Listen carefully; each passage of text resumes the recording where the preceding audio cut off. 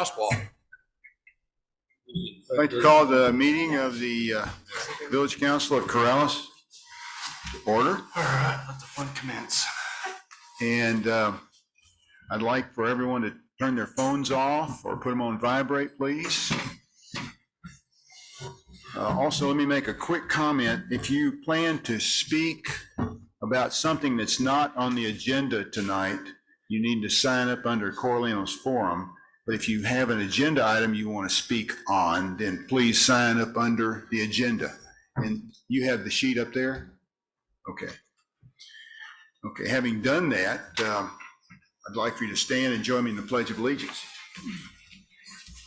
I pledge allegiance to the flag of the United States of America and to the republic for which it stands, one nation, under God, indivisible, with liberty and justice for all.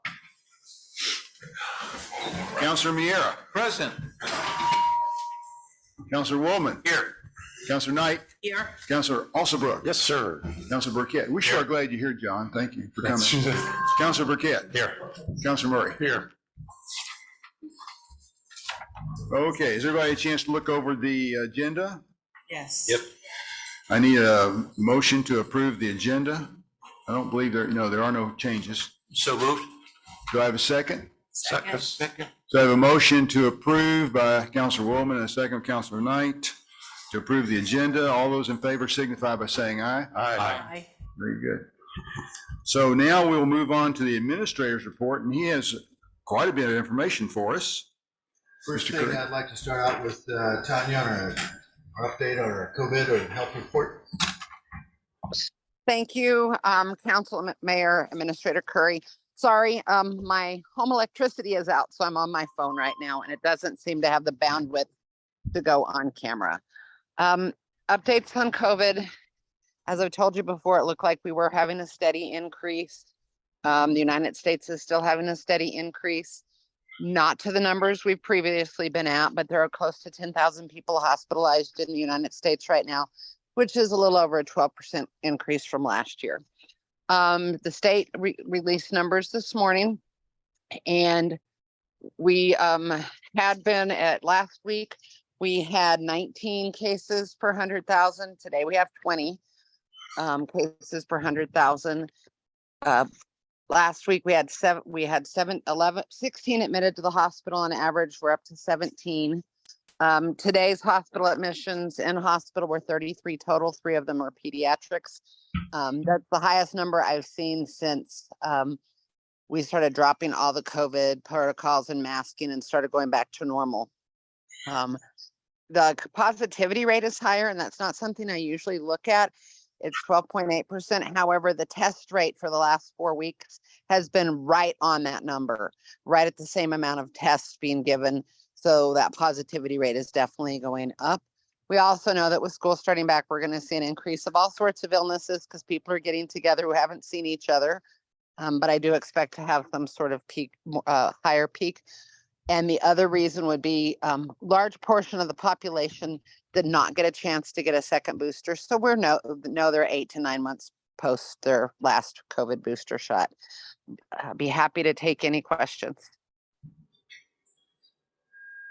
Does anyone have any questions for Tanya? Okay. Mr. Curry. Thank you, Tanya. Well, every week, or every 2 weeks, I give you an update on the Gonzalez property. And tonight my update's a little different. We have with us Alan Gonzalez. We have with us Mayor Roque. We have his council here. And through the diligent work of this council and the preceding council who've been actively involved in the approval of this property, and the last 2 mayors, I'm pleased to announce that we have closed on the property as of this month.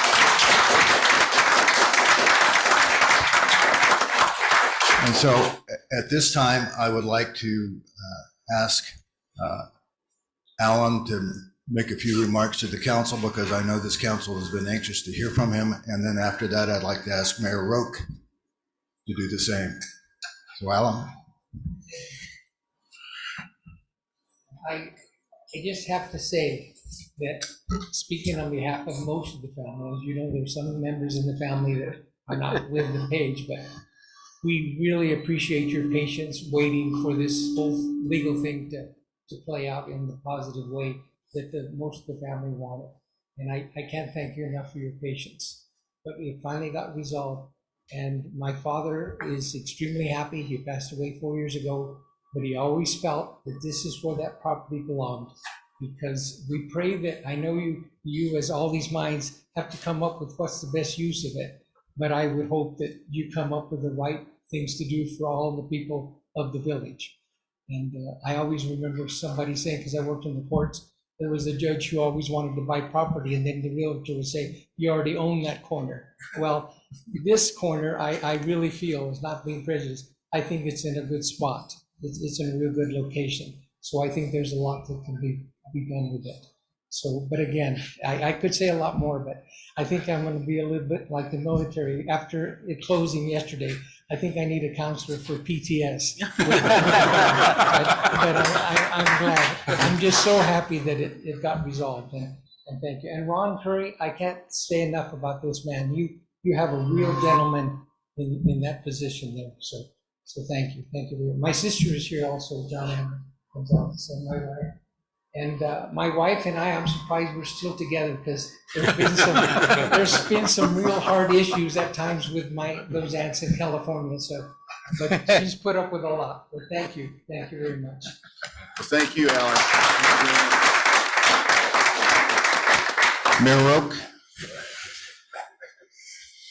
Good evening. Hi, counselors. I just want to say, job well done. Thank you so much for all the effort I know you have all continued to put in. Mayor Fahey, I know Ron Curry, the attorney, everybody has done their best. And as Alan pointed out, it's been a multi-year struggle. So congratulations. I think this piece of property is something that will be very positive for the village in the future and is right where we need it to be. And now we're going to have a beautiful sight line from Corrales Road all the way to the middle ditch. So thank you all so much. I appreciate your efforts, and I'm glad it all worked out finally. So thank you. Thank you.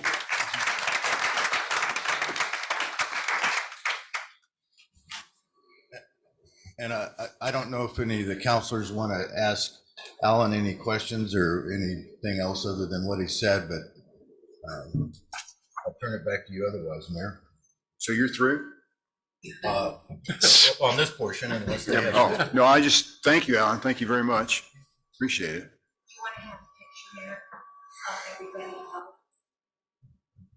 Is that what we want to do? Yeah, I think so. I guess so.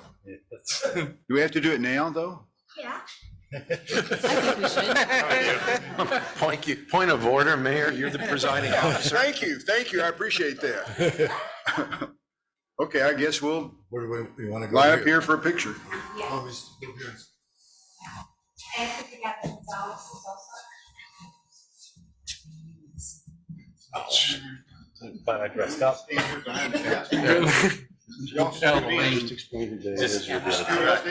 Signature. Scrunch in. All right. Come on in. You're part of the. You forced my hand. Want to do my hair too, Mel? You know, they do sell those kind of snap-on Velcro collars. Let's move this out of the way. Oh, okay. Thank you for your patience. I've only known you a few years. Like forever. Janet, I think you're gonna need a bigger lens. I'm John Hanna. Okay,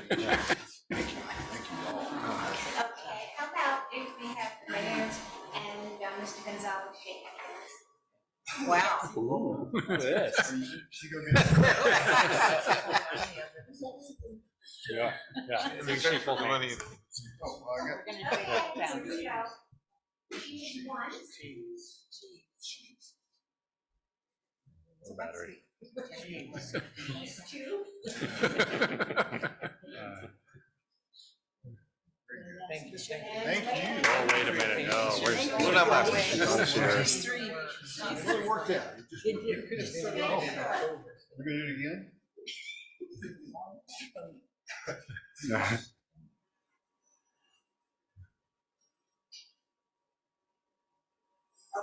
piece three.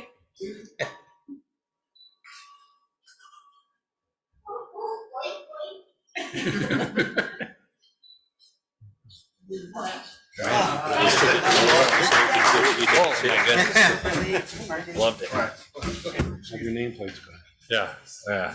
Good to see you. There you go. Oh, Yeah. All right. Riveting. I wish we would have picked a more contentious night to put people in a good mood right off the bat. well, people see the picture, they'll see all the smiles. Yeah, that's right.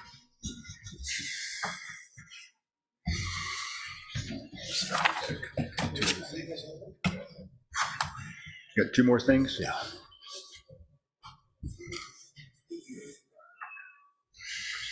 Yeah. Alan and I spent a lot of time together, as you might imagine, and we've vowed to keep in touch for no other reason that we have good stories to tell each other. And so, but it's nice to, on a very personal level, it's nice to have made a friend through this process. And I appreciate the efforts and the time that we consulted with each other about all the issues that you were dealing with. And I have to thank both councils and both mayors for their patience, because on every 2 weeks when I'd give an update and say that no progress or we're going backwards, I could see some sad faces over there. But just a real pleasure to work with you and your family. So Same here. Even though my family, my dad lived in South Carolina, my dad always had his heart in this land. My father was born here. And the only reason the whole family left was when World War II came. I'll make this story very short. They all left California because there was the 4 brothers and my dad.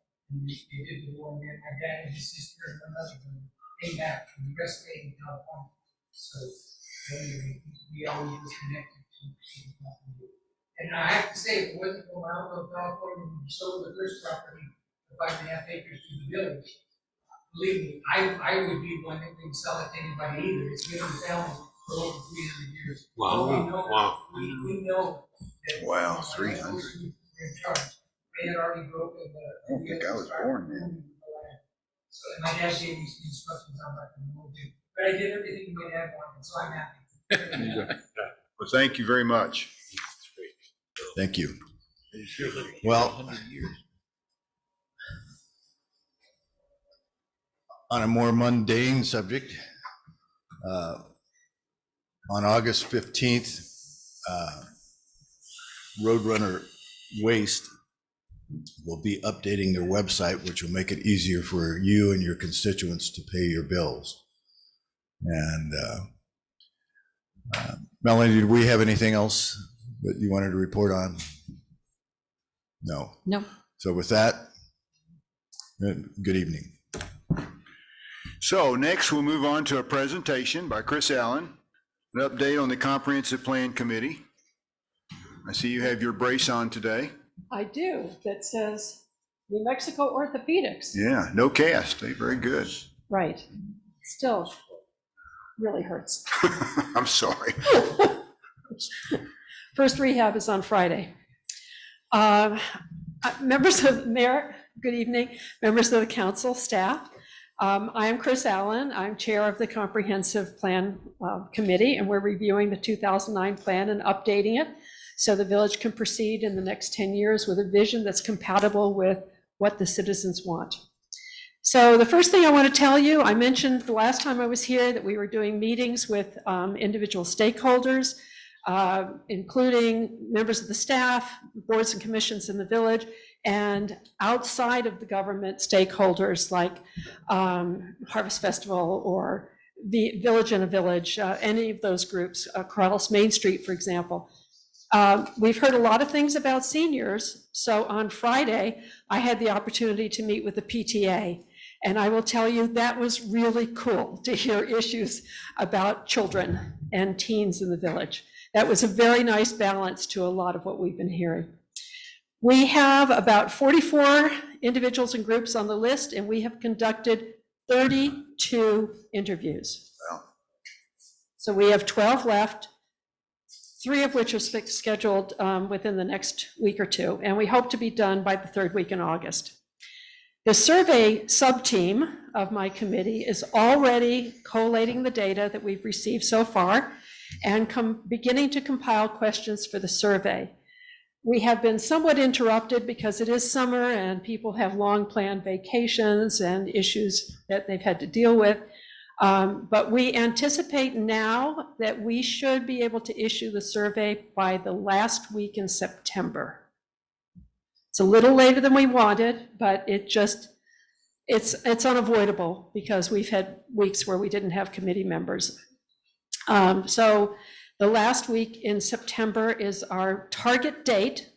That could shift, I will warn you, that could shift, but that is our target date to issue the survey to the citizens of the village.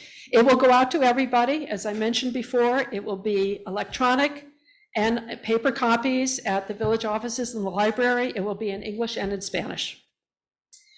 Now, we are also working on a strategy, and I stress the word working. We are working on a strategy that either while the survey is out or in the weeks immediately following, we may come to each of you counselors and ask you to set up a focus group in your district so we could receive additional input. We are hashing out the methodology right now to do that, but I can tell you it is a very strong goal of the committee to get that accomplished. So we will ask each of you, we will ask each of you to set up a focus group with a group of residents from your districts so we can hear from them specifically.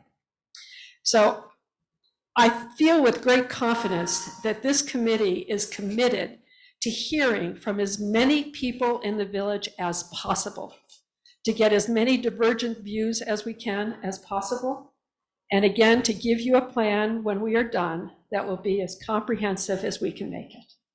Are there any questions? Yes, how many people are you thinking in these focus groups? I think 15 or so. Okay. So We you can want it start, to be manageable. start looking through your district to find 15 people Right, who will do it, who are interested in doing it. right. We'll give you some more details as we finalize the strategy, the methodology, but it'll be a small group, probably in somebody's home, just to get some input from each individual district. Any other questions? Stuart? Well, in the focus groups, I mean, are you going to have questions for us to ask the folks who come to these so that we can, we're at least having common ground here? Right, consistent. Yeah, what we've done for the stakeholder input is we've had 3 basic questions that we handed them. We didn't always follow them. They were just merely a prompt to get the conversation started. And some people clearly wanted to talk about something else, so we just ran with it, whatever people want to talk about. But we will try and give you some guidance, some focus, but I guarantee you, once people get started talking, you don't know where the conversation is going to go. Okay. Anything else? I again commend you all for selecting the members of the committee. It's a great group of people. I couldn't have asked for a better team to work with. And they are so dedicated and so concerned about giving you a good product. So I just wanted to let you know that. Thank you. Thank you, Chris. Thank you very much. So now we'll move on to Councilors Forum. This section is for informational purposes only, not for discussion and debate, to inform the governing body of an issue or concern that would not be addressed on the agenda during the business session. Councilors? Councilor Knight?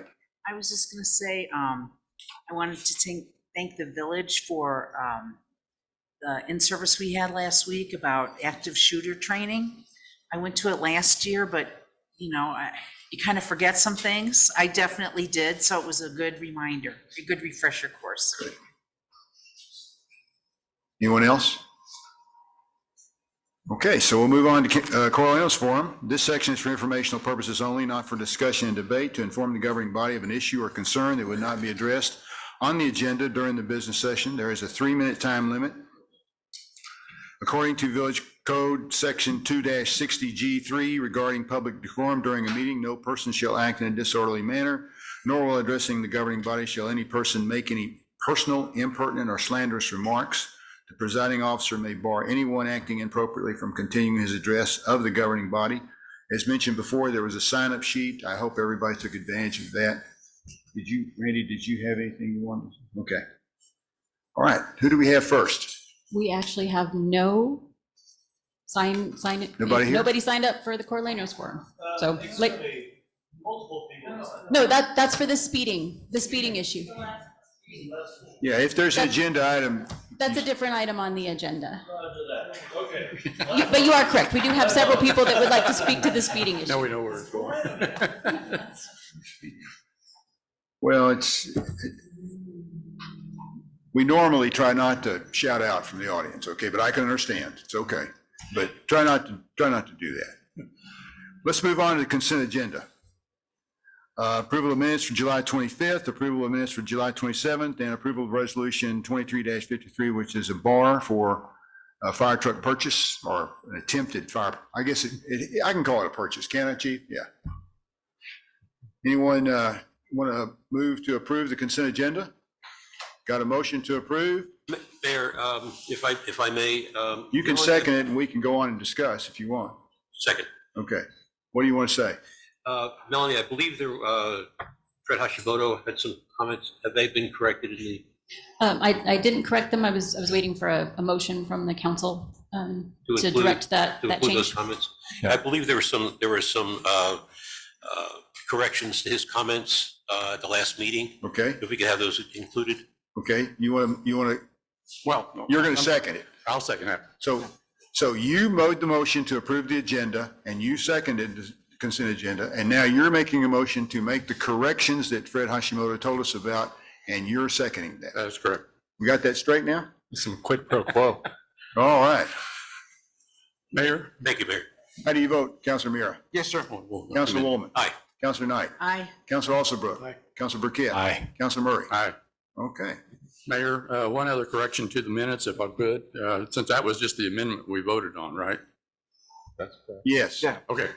Last sentence under the counselors, the counselors forum, it's the last sentence says they kicked off their safety action plan and safety infrastructure projects.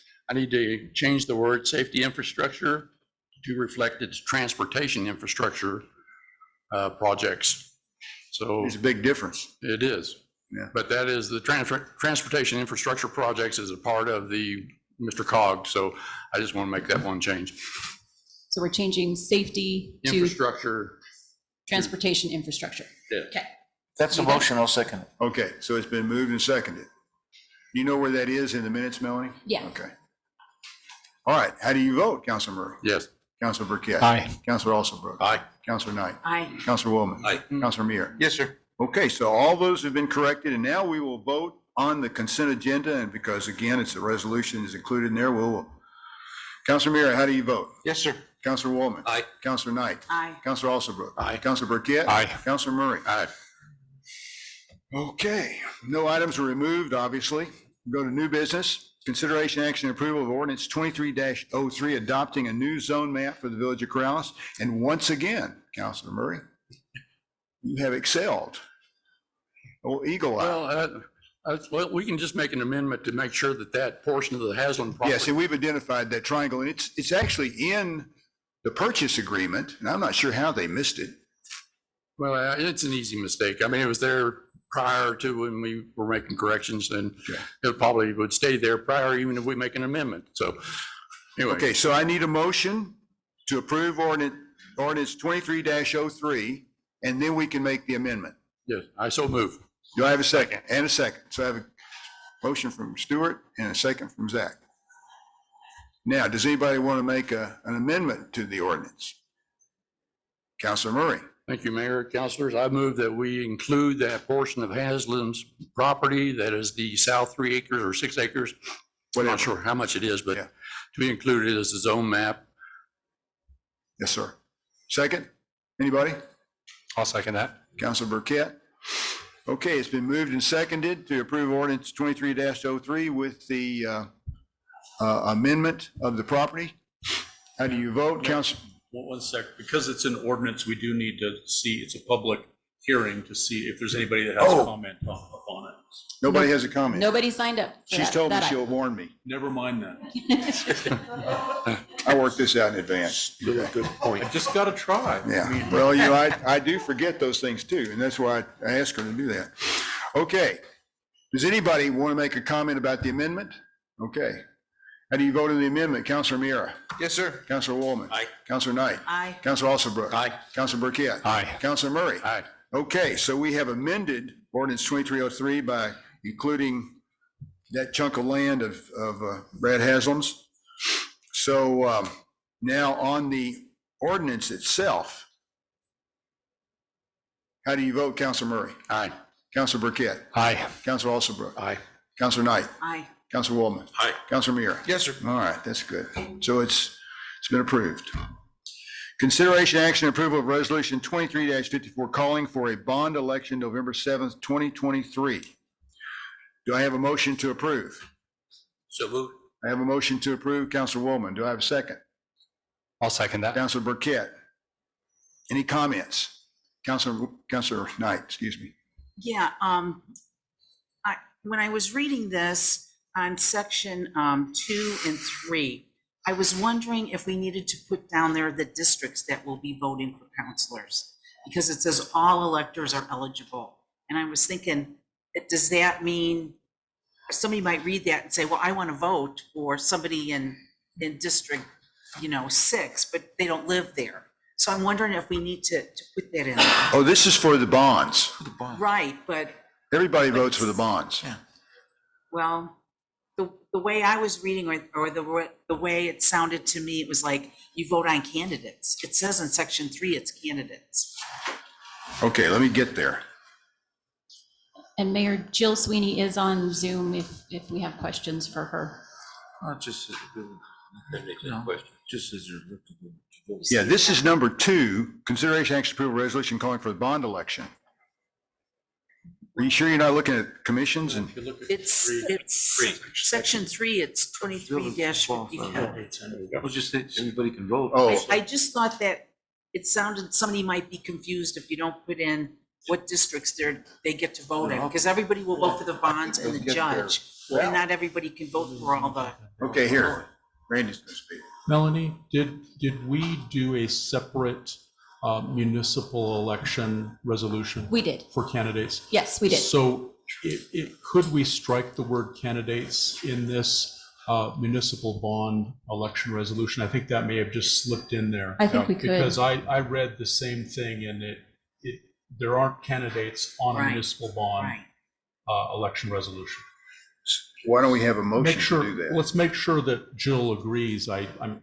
So- she will, but- Madam Chair, members of the council, that's fine. I think we left that in there in order to acknowledge that there were 2 elections.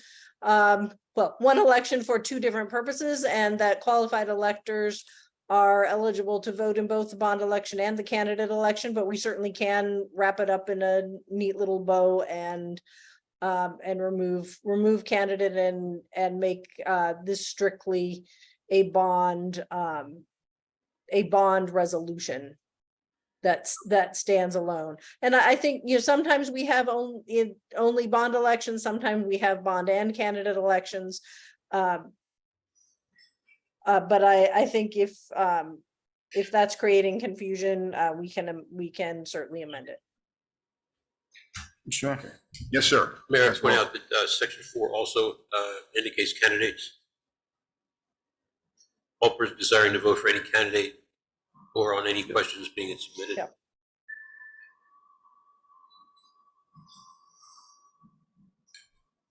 So Madam Chair, members of the council, happy to make this standalone, although I do understand that you also have that you will also have a candidate election on November the 7th. Well, we don't want them to be confused. Yeah. Well, it's good to keep in mind, counselors, that this resolution itself, the only parts that are going to be on the ballot are the 3 questions. So the resolution itself will not be before the voters. And I understand why Jill, she's stating that any elector is qualified to vote on both matters. I think it's okay. I was a little confused as you were, counselor. So, but I don't think it hurts because the questions themselves are all purely bond questions. Yes, sir, Stuart. Thank you, Mayor. So under the first bond question about farmland preservation, I want to make absolutely certain when we talk about acquire property, that that's not going to be misconstrued, that it's just not for farmland preservation. That is any property that we want to pursue in purchase in fee simple. Is that correct? Jill, can you respond? Yes, Mr. Chair, members of the council. I think the intent here, and you'll forgive me, I'm out of town, want to make sure that I understand. I think that the intent is to purchase land for farmland preservation and or other open space. Correct. Other open space purposes within the village. So when I talked to Matt about this, I explained that there was a desire to be able to purchase land also with this bond.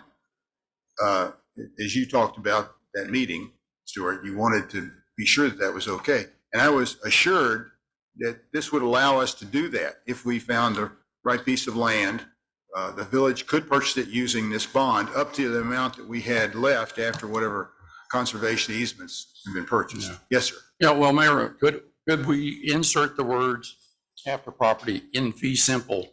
And then that would just, I think it would make it concrete. Is that acceptable? To acquire property and then put in fee simple? Yes. Jill, I don't want to tell you how to do this. Can you help me here? Yeah, Mr. Chair, members of the council, I don't think that's necessary. I think you have acquire property, which is an acquisition outright. Also to acquire easements and other rights of way. I think the intent here is to give you maximum flexibility in the manner in which that you choose to acquire different types of property. Mayor? Yes, sir. I agree with Jill's interpretation, and if you're going to mention in fee simple, you'd have to mention the other forms that you could purchase it in. Oh, I see. And it's a ballot question, so it's going to get pretty complicated. Okay. I agree with her legal opinion that as it stands, it includes acquiring in fee simple or for acquiring farmland preservation easements. I just want to make sure that we're clear on this and that, when it comes up and people vote on it, that they understand that we're just not only farmland preservation, but we're looking for open space anywhere within the village. Okay. Mr. Chairman, Councilor Murray, I believe that to be the case. Okay, there you go. It's not often you get two attorneys who agree. Councilor Burkett. I'd like to just kind of bring up a counterpoint to Councilor Murray's. I am really, I'm moderately nervous about having us have the ability to purchase property. I feel like that the ability to do these easements magnifies our dollars significantly because it decreases the cost per acre. It also decreases our cost significantly in the future because we don't have to manage these properties. I think it's the old saying, the only thing better than having a pool is having a neighbor have a pool. We get all the benefits at much lower cost if we do these as easements. And I think they better serve us that way because there's going to be tighter regulations of what we can do with them. If we own the property, unless we then go out and seek a conservation easement on the property, the village and future councilors and future mayors could do whatever they want with those properties that are owned under the village, where if they have a conservation easement that we use this money for, that limits it to what the purpose is. The open space gets a little bit trickier. And I do agree with Councilor Murray on that. I would like to see us explore other options, but I think acquiring too much land opens up a can of worms that we may not want to open up and may cost us more money and create headaches in the future. So I would love to see this just be for conservation easements. I would be interested in hearing the views of the other counselors. Councilor Alsop. Just a question to follow up on Councilor Burkett's comments. If we acquire, if this bond is used to acquire open space, and it takes a little while, and so it actually falls under subsequent formations of this governing body, are they held to keeping it as open space or by this bond language? Okay. Yes. Can I just, I mean, so the rest of the language, which I wanted to discuss separately, one of the words in there is develop. We have develop in there, we have construct in there, we have design in there. We have lots of things that are in direct opposition to conservation listed specifically in this bond. So I think this bond is so vague that we could buy land and do virtually anything with it and say that it meets the language of this bond. I mean, develop in particular is the exact opposite. If you were looking for an opposite word to conservation, develop would be that word, and we have it listed in this bond. Councilor Alsop. I tend to agree with what Councilor Burkett said. The only exception I would point out is if we were to acquire open space and want to build something akin to the Rio Grande Nature Center, in which case we'd be using that space to build some sort of structure to allow increased public enjoyment of whatever open space it might be. Councilor Meara. Thank you, Mr. Mayor. My question is this language brand new, or is this pretty much a repeat of the last bond language that we had before? Because all the other pieces of preservation that would fall under this definition, right? Well, I don't So know therefore, what the language it's not any was difference, in right? previous, but it was used for farmland easement. Or maybe I should ask her, because if we're changing, why we change? If not, we ought to just do what the old one was. Joe, was there a change in the language? So, Mr. Chair, members of the council, this language has changed slightly over time. You're testing my memory here back 4+ years. I think one of the reasons that, I think it has been expanded slightly over time. One of the reasons for that being that it was very difficult to find conservation easements, and we have limited time in which to spend proceeds. And I think there was some concern, in addition to allowing flexibility to purchase and acquire properties in different ways and for other purposes, there was a concern that sometimes it's difficult to find properties on which to be able to enter into an easement. We wanted to make sure that we weren't quote unquote trapping your bond money, and to make sure that you had the opportunity to spend it and to put it to work as directed by the voters. Councilor Burkett. So previous bond language, shall the Village of Corrales issue up to 2.5 million in general obligation bonds payable from general ad valorem taxes for the purpose of acquiring conservation easements or other rights or interests in land for the preservation of farmland, open space, wildlife habitat, and recreational opportunities. I very much like this language with removal of recreational opportunities potentially, so we don't have to put bird watching stations on all of them. But other than that, I think this language more closely matches what the intent of this bond is. Councilor Murray. Well, thank you. So Mayor, the problem we had last time was that with the previous administration, they told us we could not go out and acquire property outright, that it was strictly for farm preservation. That was the way the bond was interpreted, and that's the way the money was used. So my point is, with acquiring property, it allows us, if there are properties around on the west side, up above Loma Larga, that can be used, maybe bought and used for flood control, then we would have to do some kind of design and develop that property so that it would meet flood control property, or, type of infrastructure. So that's one of the reasons I want to make sure that we're just not going totally for farmland preservation. That previous bond question, it was interpreted by several lawyers, and we were told you could not use it to acquire property, period. Just do farmland preservation. Yes. Councilor Burkett. Sorry, I promise this will be my last time. You don't have to promise. Okay, well, I might have broken it anyway, so I'm glad you're not making me keep it. There are other ways to buy land for flood control. There's other ways to buy open space. We just saw a great example at the very beginning of this meeting of the ability to purchase land outside of bond for the purpose of the village. We've bought in two very great properties, critical properties, the Gonzalez property and the Anderson property, outside of bonding because those opportunities exist.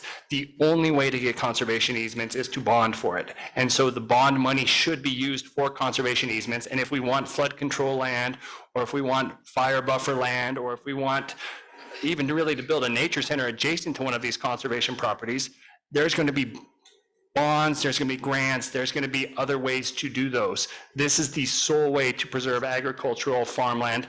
And I mean, potentially open space as well. If people are willing to put conservation easements, it doesn't have to be agricultural. If somebody has a large plot of land that's not farmable and they want to put an easement on it and not develop it, I think this would protect that to happen regardless of where it is within the village. But I don't think buying those lands is a good use of this bond money. Anyone else? Mr. Chair, oh, So do we, oh, I'm sorry. Jill, did you say something? no, Mr. Chair, members of the council, I think, I think you also, in putting this broad question to the voters, you really preserve flexibility, and I might also remind you that at the time that the bonds are issued, you have several other opportunities to make decisions on the particular projects and the manner in which you might choose to implement this question. Yes, sir. Council also. Mayor, what I'm hearing from my colleagues here is that we don't want that flexibility. We want a restrictive nature to the bond language. And so I would move we amend section 6, question 1 language to strike acquire property and the design, develop, construct, et cetera language that goes with that. So you want to strike design, develop, construct, reconstruct, rehabilitate, renovate, furnish, landscape, all that stuff in between? I'll defer to Councilor Burkett's preference on the specific words to strike. I mean, may I speak, Mayor? Sorry. Sure, go ahead. Yeah, if it was up to me, I would say to acquire easements for farmland preservation. I think anything other than acquisition of those easements is not in the spirit of what we want this bond to be. So to acquire property for easements and other rights of way for farmland preservation and open space. And you want to do away with all the stuff between. I agree with Councilor Alsterbrook. Flexibility is not what we want. Available and acquire property, huh? Am I reading you correctly? You are correct. Are you getting all that, Melanie? Yep. Okay, so we have a motion from Councilor Alsterbrook I'll second that. and a second. Any further discussion?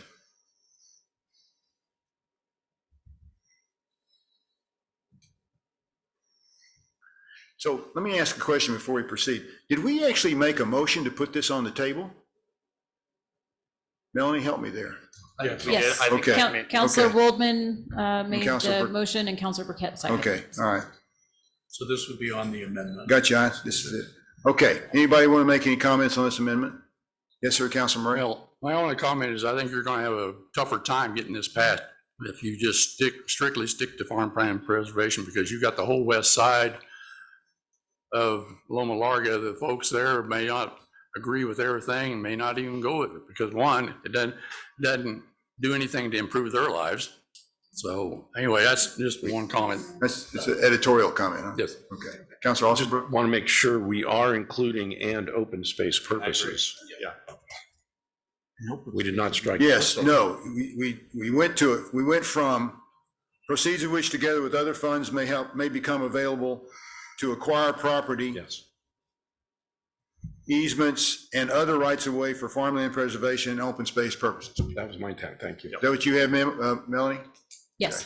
Well, on that point then, is open space on the Loma Larga above it, would that qualify as open space? That's an open-ended question, and I think the answer is yes. Like 100%. If somebody wants to preserve. Whoa.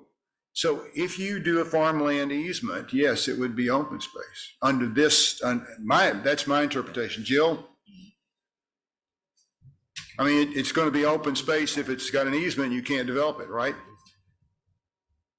Or farmland. Or farmland.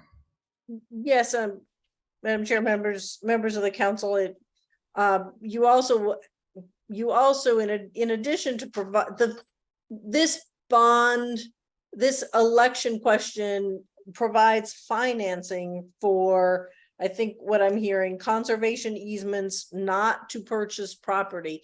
And remember that underlying, you'll also have, in addition to the financing, a conservation easement itself that may have its own restrictions on the use of property.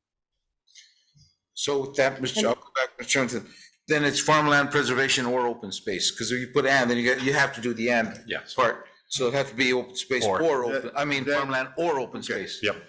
That's a good catch. Thank you, Counselor. Okay. Any other comments or questions? Are we ready to call the question? Call for the question. So, Councilor Mira, how do you vote? Yes, sir. Councilor Waldman? Aye. Councilor Knight? Aye. Councilor Alsopro? Aye. Councilor Burkett? Aye. Councilor Murray? No. Okay, so that's on the amendment. Mr. Chairman? Yes, sir. In case you're gonna go to the next one, I had another amendment that we had to clear up Okay, from before. another amendment. I mean, not another one, but just clear up the one we did before. On section 2, we were gonna strike, section 3, strike candidates and That's also, flood control bonds.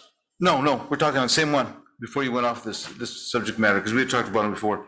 We're gonna need to strike candidates and on section 3 and on section 4, any candidate. So it would read qualified electors vote for any questions being submitted by So- striking candidates and. Before we go forward, so I think we decided, just kind of in discussion here. Yeah. That we don't have to do that because that's not going to be part of the bond question. It shouldn't be as confusing as it is for us, for the person who's voting. But next year, we have to do another one of these over again anyway, right? Not if This we, doesn't last forever. well, that's if we do a bond next year, which we won't do. Okay. Well, I just want to make it easier and make sure that the constituents understand what they're I voting think on. the person who does that will remember next year. Okay. Gotcha then. I just want to clear that. up. Councilor I'll Alsopro. take back my amendment. Just a quick comment. It does seem like a minor enough change that would keep our resolution in step with what our intent and desires when people review this in the future, even though that language is proposed to be corrected, will not be presented to the voters. That's correct. But it is part of our resolution. And so typically, this is, we're pretty short on the whereases here. So I'd like the section 3 and 4 to be as pretty tight as we can make them. Do we need to Madam Chair, members of the council, happy to oblige, make this a standalone bond question, election, not referring to any other election that is occurring simultaneously.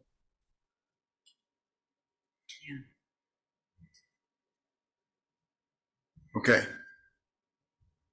You still want to strike all that? I do. Okay, It's you wanna make a not- it's motion? not consistent with the above clauses. So you want me to make that as a? Make it as a amendment? motion. So, So it's an amendment. Mayor, I move we amend section 3 to strike the words on candidates and I move, and we also strike from section 4 the words any candidate or on. Is that right? That's right. Thank you. And we have a second? Second. Second, Councilor Knight. Any further discussion? Okay, Councilor Mira, how do you Yes, sir. vote? Councilor Waldman? Aye. Councilor Knight? Aye. Councilor Alsopro? Aye. Counselor Burkett, Aye. and Counselor Murray. Aye. All right. Okay, Shannon, we've gone through 2 amendments. Anybody else have another amendment that they want to add or subtract something or change something? I think our resolution has not been significantly altered in the fact that we're selling bonds or presenting to voters to purchase. It's not a sell bonds. substantial change. All right. So you want to call the question now? How do you vote, Counselor Murray? Yes. Counselor Burkett? Aye. Counselor Alsabrook? Aye. Counselor Knight? Aye. Counselor Woolman? Aye. And Counselor Meara? Yes, sir. Okay, well, we've killed that sucker. We're making sausage. Yeah. All right, so now we're going to move on to consideration action approval of resolution 2355, publishing notice of hearing for ordinance 2307 regarding official village commissions. And this is just a few changes in some actually kind of minor changes, but they need to be done to get us up to date on what we have been lacking in. Like one of them was supposed to have 7 members, and I think they have 5. Yeah. So there are just some small changes, some cleanup of this ordinance. Mayor, Yes, ma'am. I have a problem with, on page 23, section 2-127. Since we're changing our election times to November, shouldn't the council, it says that they would commence June 1st and end their appointment on May 31st. But that's because we had our elections in March. So should we push that back now until like January? Mayor, point of order. We need a motion. Yeah. And I make a motion that we approve 2355. Thank you. Second. So we have a motion to approve in a second. Okay, and then I have my issue. Now you can make your motion to amend it. Okay, I make a motion to amend the dates on section 2-127, appointment and term of office. Instead of the first day of June beginning a appointment and ending the last day of May, I think it should be another time. I mean, the new mayor is coming in January, maybe March would be good. March, right, rather than letting it go till May. And the last day of February. Yeah. Okay, do you have a second? I'll second that. So we have a motion by Counselor Knight and a second by Counselor Burkett to amend section 2-127A, appointment and term of office for first day of March and ending the last day of February of their second year, unless otherwise specified at the time of the appointment. Okay, The reverse of that, I think. first day of March and last day of February. See, March and then Oh, February. it would begin in Begin March, it first would of end March and last. then last day Yeah, of you're February. right. Okay. Okay. Does anybody have any other comments about that? Yes, sir. Thank you, Mayor. I'm not proposing that we go into great depth here as long as Councilor Audio thinks we're in good shape. The language is pretty imprecise. Regardless of when someone is appointed, their term starts, commencing on the first day of June. So we could appoint to fill an open seat in November. And according to this, their term actually started previously. So it's a little hazy. It's I don't not think we're going to perfect. get in trouble. I just want to point it out, that's all. Thank you. It's not perfect. Yeah, no, of course And, not. and those things do happen, by the way. Yeah. Okay, anybody else? Okay. So this is a vote on the amendment. Counselor Meara? Yes, sir. Counselor Woolman? Aye. Counselor Knight? Aye. Counselor Alsabrook? Aye. And Counselor Burkett? Aye. Counselor Murray? Yes. Okay, now on the resolution to consider this ordinance 23-07. How do you vote, Counselor Murray? Aye. Counselor Burkett? Aye. Counselor Alsabrook? Aye. Counselor Knight? Aye. Counselor Woolman? Aye. And Counselor Meara? Yes, sir. Okay, so that's been approved.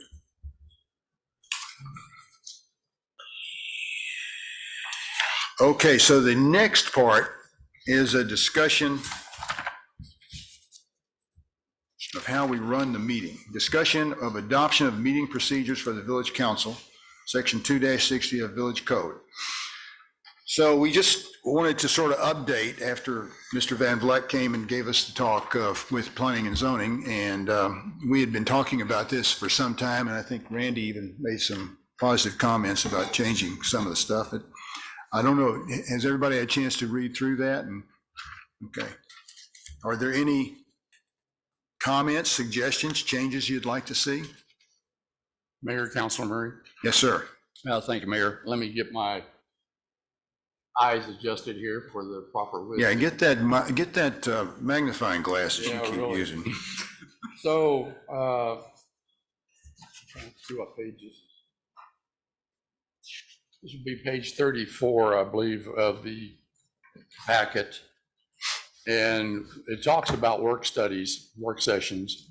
I'd like to see us add at the end of the last sentence where it says presiding officer, I'd like to add or the majority consent of the governing body.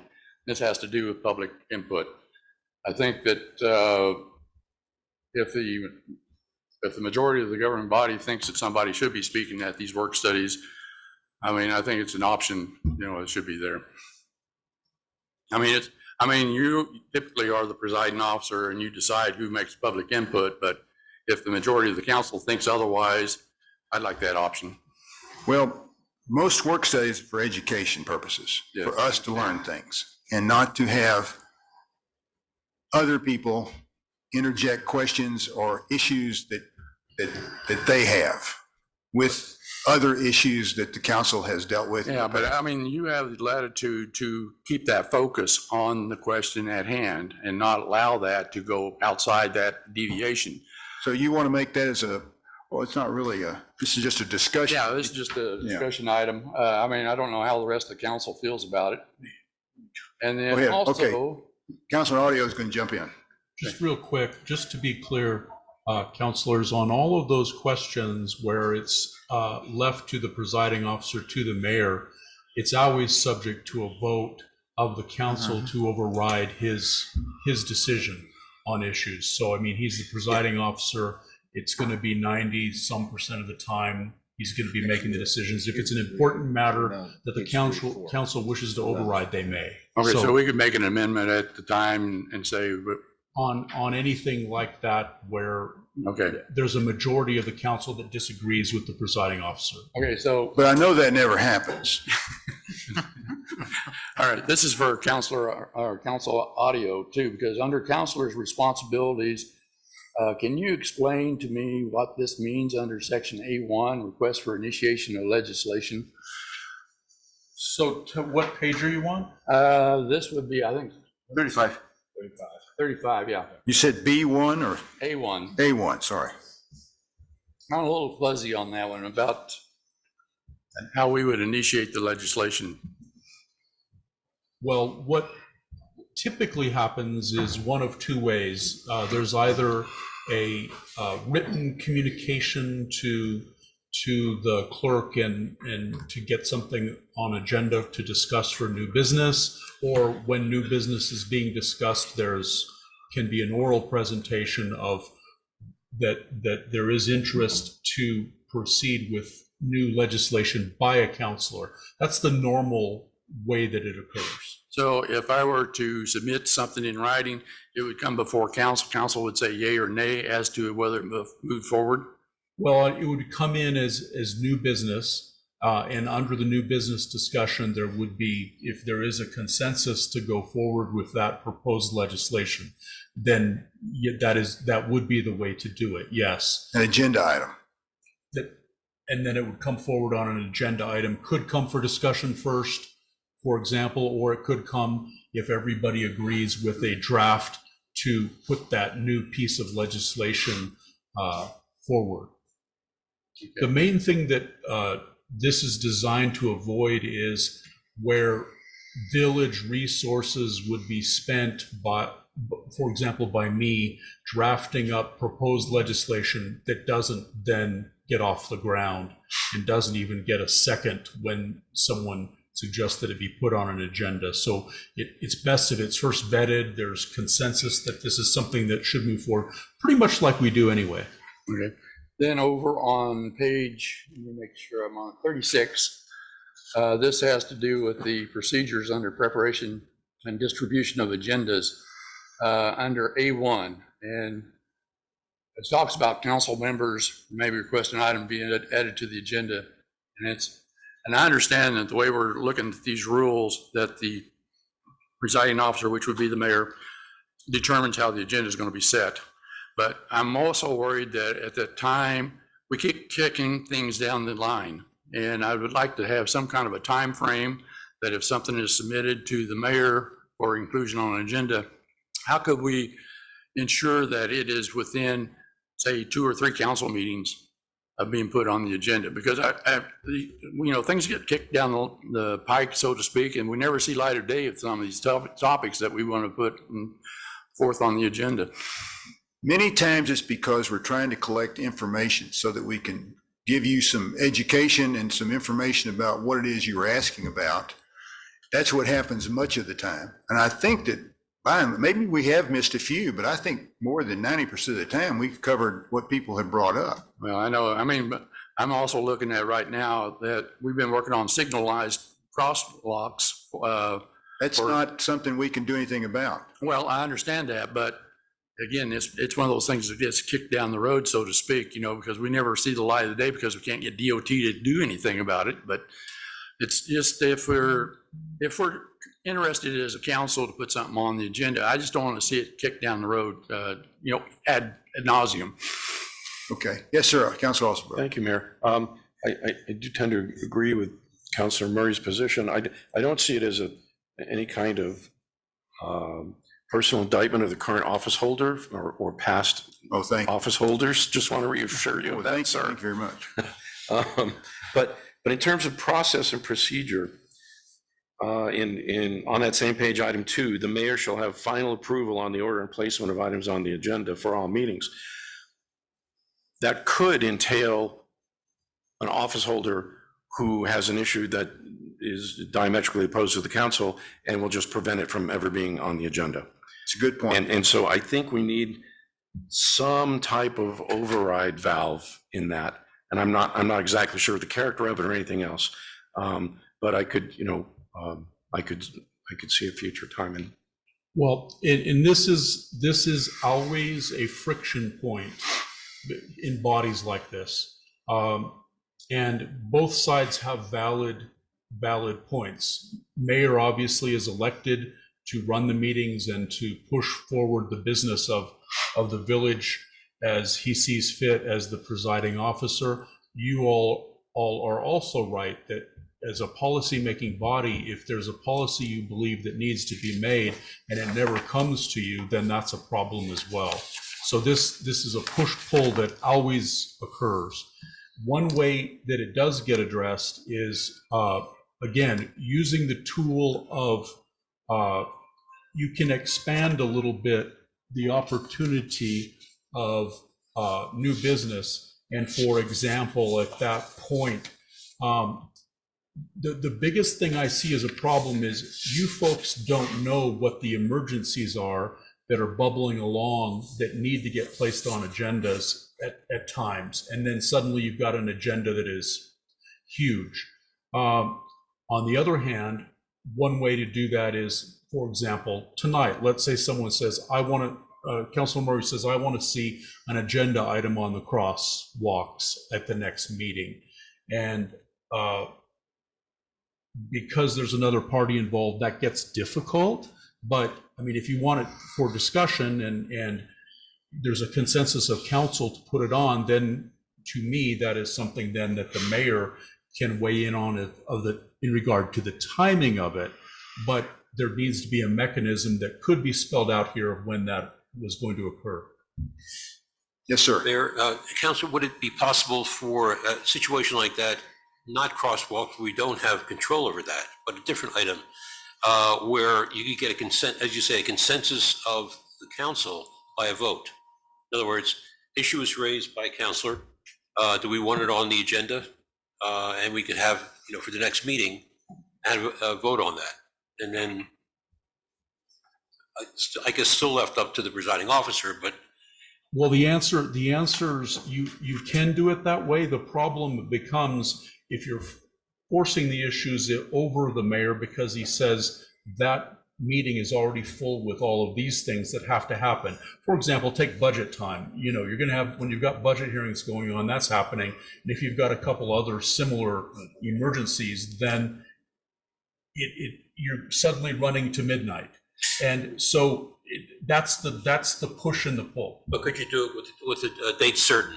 Perhaps not the next meeting, but the meeting after. Let's say setting a date certain for discussion. Yes, and the best way then is having that discussion at the time with the mayor and then picking a date certain. So hold your thoughts. I'm going to call a brief recess. Okay. Maybe, what, 5 minutes? Study is required. Ready? Okay. Okay. Sitting over here in the lower end district, huh? How you doing? How are you? 85-degree water. You good look? Gosh, it feels good. Sarasota area, Siesta Key, barrier island thing. It's certainly warm. So next year we're going to Canada instead. With the governor a little bit. Yeah, we're going to Canada instead next year. For a variety of Okay. reasons. So we left off with Councilor Murray I like it. talking about getting on the agenda. Right. And perhaps the council would step up and say, we'd like to see this. Is that about right? Yeah.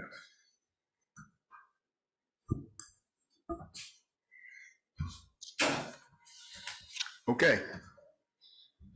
What next? Yes, sir. All right, so over on page 37, I believe it is, let me get over to it. And maybe this is just nitpicking, but it seems to me this is talking about the order of business, and we get down to 11 and 12, and it has new business before old business. Seems like to me that's flipped. Yeah, I agree. That seems like old business should come first. Yes. Yeah. Can I add one more comment to the Yes, order sir, of you things? may.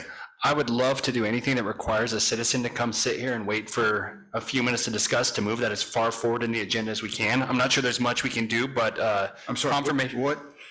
So as far as the order of business, confirmation of appointments not included in the consent agenda, it would be fantastic if we could move that up. So somebody who got put on a committee doesn't have to sit through 2 hours of ayes and nays to hear their name said and us thank them for being on the committee.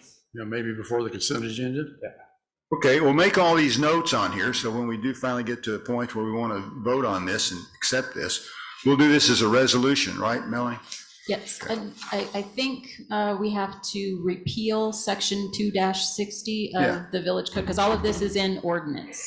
So we would have to repeal that and change the language to reflect that this would be something that would be adopted through Yeah, resolution. but this will be at another time. We're not going to do that tonight. Yeah, we're not going to do that tonight. And just remember too, that at a particular meeting, if there's a very lively issue and everyone has come out for it, there can always be a motion to amend the agenda to bring that matter up, as a case-by-case basis. Okay. Councilor Thank you, Murray. Mayor. So over on page, I think it's 38, let me make sure of that. Yeah, 38. So has to do with both A and B. It's the section number 3. And it deals with postponing of meetings. And do we need to add date specified to the end of that if we're going to postpone something? You under 2.7, postponement of action? Yeah, ordinance and resolutions under 2.4, A3. At the very end, it says postpone to a subsequent meeting. Do we need to add date specified, or is that something that we're going to do automatically? Because it seems like that, we don't want to get into this case of where we're postponing the daggum thing at home. It wouldn't hurt to put it in there so we don't have to republish. Yeah, and then also the same thing for B4, postpone to a subsequent meeting, to date specified or something to that effect. Not as hard with resolutions, but. Yeah, okay, so now I'm going to bring up another one just a little further down the page under approvals on section 2.5 after 3. Where this is where we're approvals of class action which involve the governing body. Do we need to insert any language there about legal proceedings where it requires an approval in And maybe a motion to approve for money. Would you repeat where you are? Yeah, 2.5 on page 38. Got it. Under A3, this would be a new line, number 4. Yes. I have something to the effect of legal judgments involving the approval and expenditure of village funds. Is that something that needed, or is that covered in the previous maybe 2 sentences? It was, when I looked at this, by the way, was taken from another entity as a pretty good sample. I thought that was kind of a incomplete list anyway. There's all types. For example, on number 3, contracts awarded through an RFP, but there could also be contracts that weren't awarded through an RFP that still need your approval, depending on the circumstance. So I'm just thinking that maybe there needs to be a little bit broader language in the approval section. Yeah, I wasn't satisfied with that list either. So I was just wondering about legal judgments or anything else that might come up. Councilor Alsabro. In that regard, is it easier, instead of, I'm not sure how to make the language broad enough to include all the possibilities, would it be easier to exclude everything else and say, there's this and this and this, anything else needs approval? I don't know, just throwing it out there as a possible approach. Good idea. You mean, in other words, don't include anything that says those items, just don't do any of that, just go with the first sentence and leave it pretty much general. Approvals are the class of action in which the governing body shall make the final determination upon recommendation of the mayor or the village administrator. I would actually say it's the second one. Those items requiring approval by the governing body or something like, are those that do not include, if the list is shorter, to just say, hey, all these sorts of administrative actions don't require approvals. Maybe that's easier to say, and then anything else requires approval. I don't know. I don't have in mind a specific list for either one of those. Yeah, I just want to make sure that we don't get into a legal loophole somewhere. Okay. By the So we'll look into that. Okay. Continue with my list, Mayor, if I could. Yes, sir. Page 40 on section 2.8, it's number A. Can you explain to me in context what is meant by this paragraph? The decision of the presiding officer doing what? I'm not sure I understand that paragraph in total. Essentially, if I may, that's what I was referring to a little bit earlier. So when the presiding officer has made a decision and a counselor disagrees with it, he may request a vote on appeal of that decision of the presiding officer. So that's how you folks would get to vote on something when you're in disagreement with the mayor. Used very rarely. Usually there's better ways to work it out, but if it's necessary, that's the tool. Okay.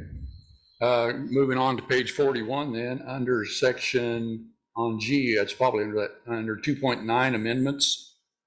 It says the presiding officer may require amendments to be submitted in writing. That's back to what we were talking about earlier then. I mean, I'm not sure I understand it. If we make amendments, do we have to make them in writing before we can submit them? Well, it says you may, I may require. It's a may, it's not a shall. Okay. I was just wondering if that was the who, what, when, and where. When you want to make an amendment, if you know in advance what you want to say, like Burkett, Zach wanted to do something with the farmland preservation, it would have been nice if he had, had it all written out and he could say, this is what I want to do, and hand that to Melanie. But, I mean, that's just an example. But we take verbals here. Sure, and we write down what you, and sometimes we have to ask the attorney to put it in legalese so we get it correct. Okay. I know that's not a word, I just made it up, right? Sounds good, though. Yeah. Also then over on page 42, we're talking about now under section 3.2, number D. I have a question about leaving the room. If we have a closed session, does that mean if somebody has recused themselves from a motion or some action, do they have to leave the room if it's a closed session? So say if I recuse myself from some vote or some action coming up, and you guys go into closed session, do I have to leave the room as well? Yes. Okay.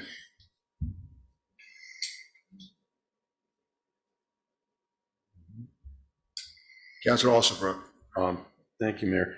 Just, I hadn't paid much attention to this particular section, but just reading it. The language of, in order to avoid the appearance of impropriety, any member determined to have a conflict of interest on any agenda shall leave the meeting room. My understanding was that recusals are self-recusals and there's no third-party determination of whether or not you have a conflict. Well, that's the first step. If there's a conflict, and it's most important when there's a due process right for a property interest or a personal interest. So land use hearings, liquor licenses, and so forth. If that's the case, then the body may need to vote. If you won't get off yourself to protect the village, we may need to kick you off. So. Understood. So if you own a That's the only bar, time it comes up. if you own the bar and the bar's coming up for a liquor license approval or something, for example. That's my retirement plan, Mayor. You Well, I had that impression, but anyway, you would have to step out to the audience. Very good. Okay. Yes, sir. Yeah, Councilor thank you, Mayor. So on page 44, under 3.4, public hearing procedures, this is paragraph D. I was a little confused because I think this was in contrast to what our training was with the planning and zoning. Well, all of this entire section, and I hadn't brought it up yet with Melanie or anybody in the administration because it's just a discussion draft. Yeah. But this entire section needs to be rewritten. Primary reason is there's two types of public hearings. One is a legislative, where, as we know, there is no issue of conflict of interest and so forth in a hearing on an ordinance, generally speaking. And then the quasi-judicial public hearings. So we'll split those two apart. So I just hold your comments because Well, a lot of this is gibberish. The one comment that I had was Randy more or less told us that any aggrieved party could come before an appeal, if I remember correctly. Is counselors, can you? Yes. To a point, yes. But in this statement, it sounds like only the people who made presentation at the P and Z meeting, if there was an appeal, they were the only ones who could file an appeal. Yeah. And that is all keyed off of whether or not it is a hearing that is de novo, which means you get to rehear the whole thing, or whether it's on the record. And so if you're doing it on the record, which we chose to do last time we amended the zoning ordinance, then you don't, no one except the parties below get to come forward on the appeal. Okay. They can choose to call and argue for them anyone they want to, but it isn't for an introduction of evidence or new testimony. Yeah, I don't think we covered the distinction between ex novo or de novo and whatever. So, Well, we know where your mind is. Okay. So anybody have anything else? Yeah, I think there's one more about I on knew you page, would. excuse me, on page 45. I think it was under J, and you may have to, again, this may be one of those paragraphs we may want. Which one? J, under section, it'll be, well, under that same section, 3.4, public hearing procedures, but Yes. page 45, paragraph J, maybe we need to revisit that because if, my understanding is we could go into closed section if we just so desire, if there's a Yes. motion of the council. Yes. Like when we have a hearing, a quasi-judicial hearing, and we're ready to discuss it among ourselves, we can either do it in an open session or a closed session. Yeah, but I mean, can we go in closed session for any action of business? Only if it's quasi-judicial. It's Okay. quasi-judicial. Okay. Yeah.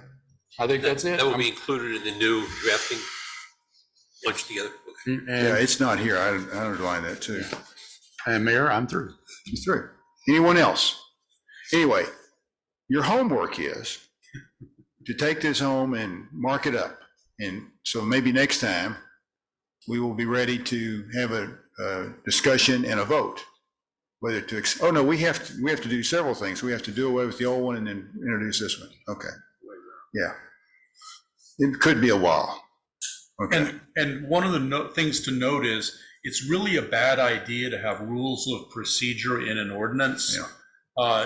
You should have an ordinance authorizing passage of rules of procedure, but as things happen, for example, one of the things that's come up recently, I've never noticed it as an issue for this body, but there will be certain bodies where there will be members texting during a meeting, either with other people that are members of the body or people out in the world, and suddenly you realize that there's input coming from other than those members of the body.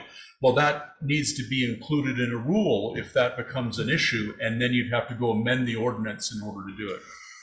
Yes, sir. So, that brings up a question there, because the Planning and Zoning Commission has their conduct of business that they have to vote on. Do we need something similar to that that kind of puts this in that context, so we don't have to have it as an ordinance?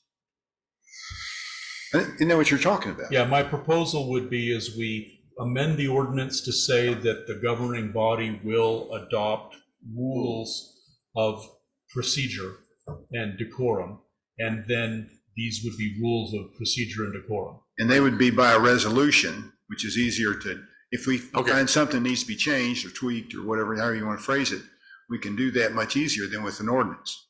Okay. Okay, so we'll move on. Discussion of speeding issues in the village. Since we don't, I guess we can take some testimony. You have some people who want to talk? We sure do. All right. First up is Miss Marianne Mieta. If you could state your name and address for the record, you'll have 3 minutes. Can you, I'm Marianne Mieta. I live at 116 East Meadowlark Lane, Browns, New Mexico.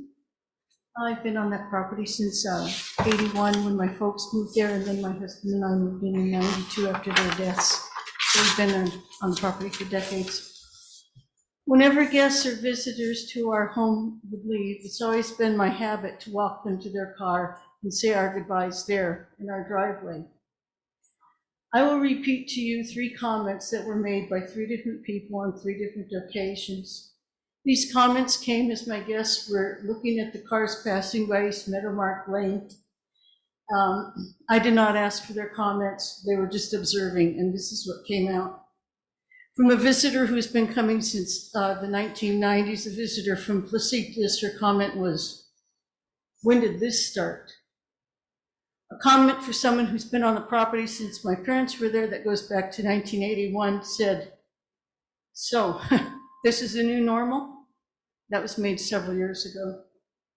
The most interesting comment was made about within the last 10 years by someone who sat in the driveway and said, "Wait a minute, is this where I visited you the last? I mean, is this the same place? Did you move?" All of these people were just sitting in their cars and watching what I see every day. The traffic on this street has increased, and it's increased for different reasons. It's increased because more people have learned that they can get from Corrales Road to the streets along the laterals by using East Meadowlark. That came about mostly after the Harvest Festival, where traffic got rerouted that way. The second thing is we have recreationists who want to go down and go fishing. I've had cars drive by so fast they thought it was great fun to knock over our garbage cans. The last comment that my friend made was, she said, "This is a beautiful village. This is so different. The speeding, can't anything be done about it?" That's what I'd like to ask you folks tonight, and thank you very deeply for your time. Next up is Mr. Rudy Mieta. And sir, if you could also give your name and address, you'll have 3 minutes as well. Thank you, clerk. My name is Rudy J. Mieta. I live at 116 East Meadowlark with my wife, Mary Ann. We've lived there since 1989 or 90 for over 30 years. In fact, I guess you could say since the last century, as a matter of fact. The village has changed radically over the decades, but mostly in the past 2 or 3 years. Unfortunately, a sign of the change in the village has been the fact that in the last couple of years, 2 or 3 years, we have heard more emergency vehicle sirens than in the previous 30 years combined. Well, it's finally happened. Last Friday, August 4th at 2:38 p.m., as I was heading south out of the village, I came across an accident. There wasn't one or two vehicles. It was three, and it possibly could have been four. I couldn't tell because I didn't want to. I had to keep my eyes on the road. Let me rephrase that. That wasn't an accident. That was an accident waiting to happen. No one in this room wants to see an accident at Corrales Road and East Meadowlark, our busiest intersection, or for that matter, at Corrales Road and Priestley, or Corrales and Don Juan Cristobal Lopez, or Angelo Luigi. No, I'm sure that nobody in this room wants to see an accident that not only would damage property, but could involve injury or maybe take a life. And I'm sure that no one in this room would want to be back a month from now or 3 months from now pointing out, I told you so. No one of us wants to face the fact that it was pointed out that we had a traffic density problem and a speeding problem that was ignored, and that the village was liable. And then maybe find a lawsuit is pursued because knowing about this clear and present danger, nothing was done to mitigate the acknowledged situation. It is our civic duty not to study the problem, but to do something now about the problem. How many people slow down when they come to a speed bump? It's like the majority do. Here's our traffic study. I slow down even when I'm going the speed limit or even below the speed limit, because it would mess up my car, but because I care. Now, to be honest, sometimes I'll be driving into, say, going through Los Ranchos, and they got one of those flashing light things there, And I would be less than honest that I slow down for every speed limit, okay? I would be less than honest if I said that I slow down for every flash. I usually slow down, but then sometimes it picks up again, and then, So I'd say I do that about 85 or 95% of the time with the lights there, right? Our neighbors and myself are in full agreement that we need a speed bump on East Meadowlark Lane. Thank you, sir. That's your time.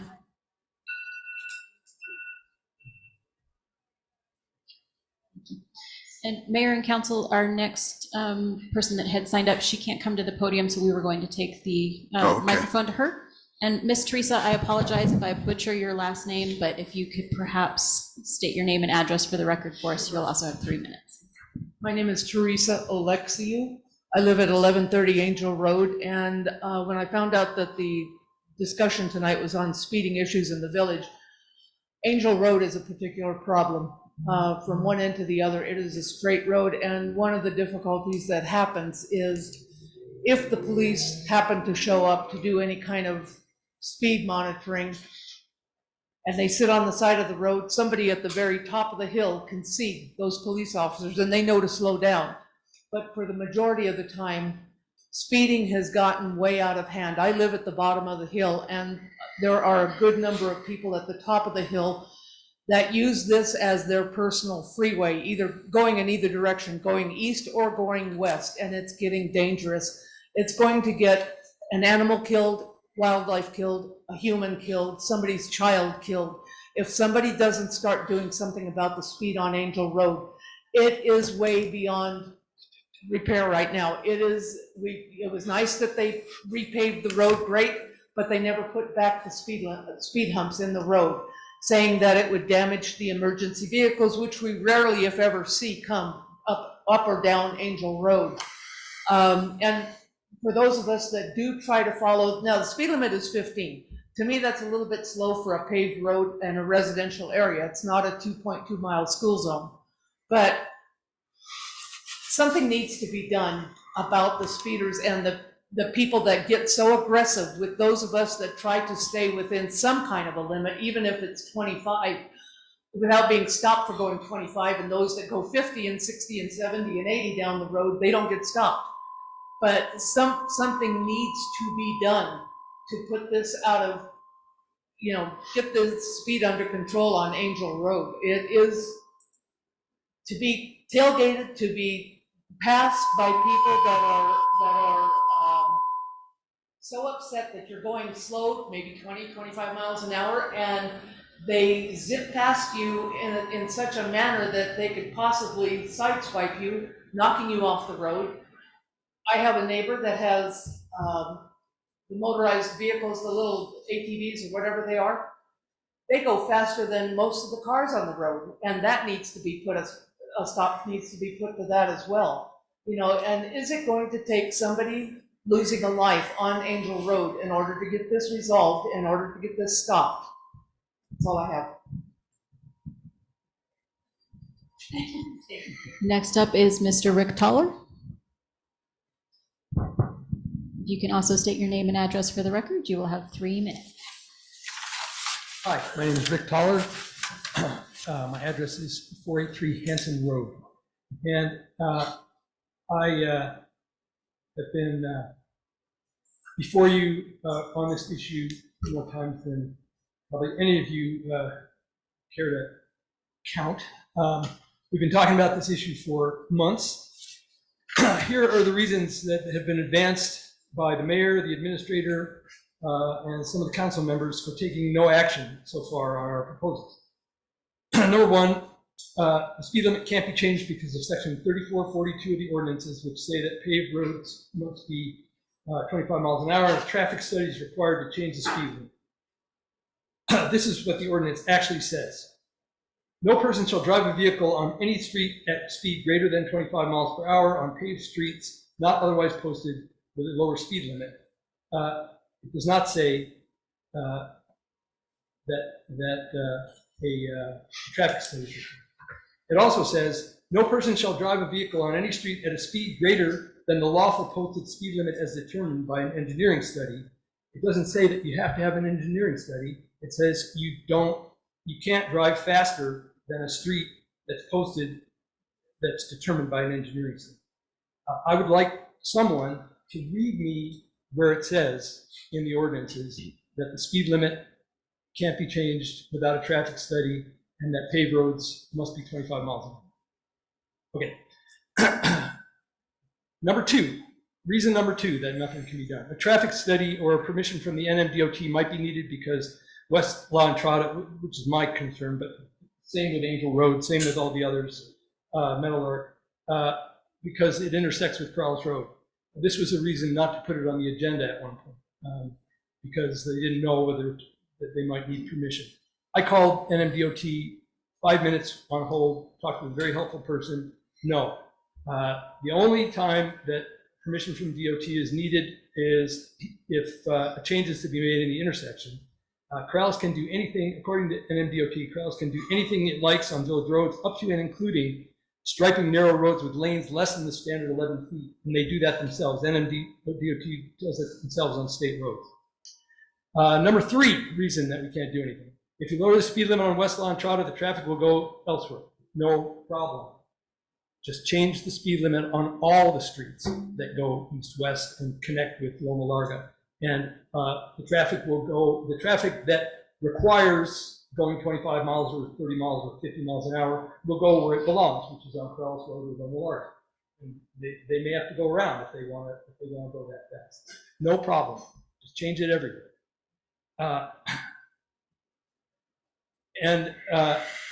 Number four reason. We have to do it everywhere else. See number three. Thank you, that's your time. Okay, well, I got several more reasons. They're all specious. The only thing that's keeping you from taking action is the willpower to do it. Up next, Garrett Allen. If you could also state your name and address for the record, you will have 3 minutes as well.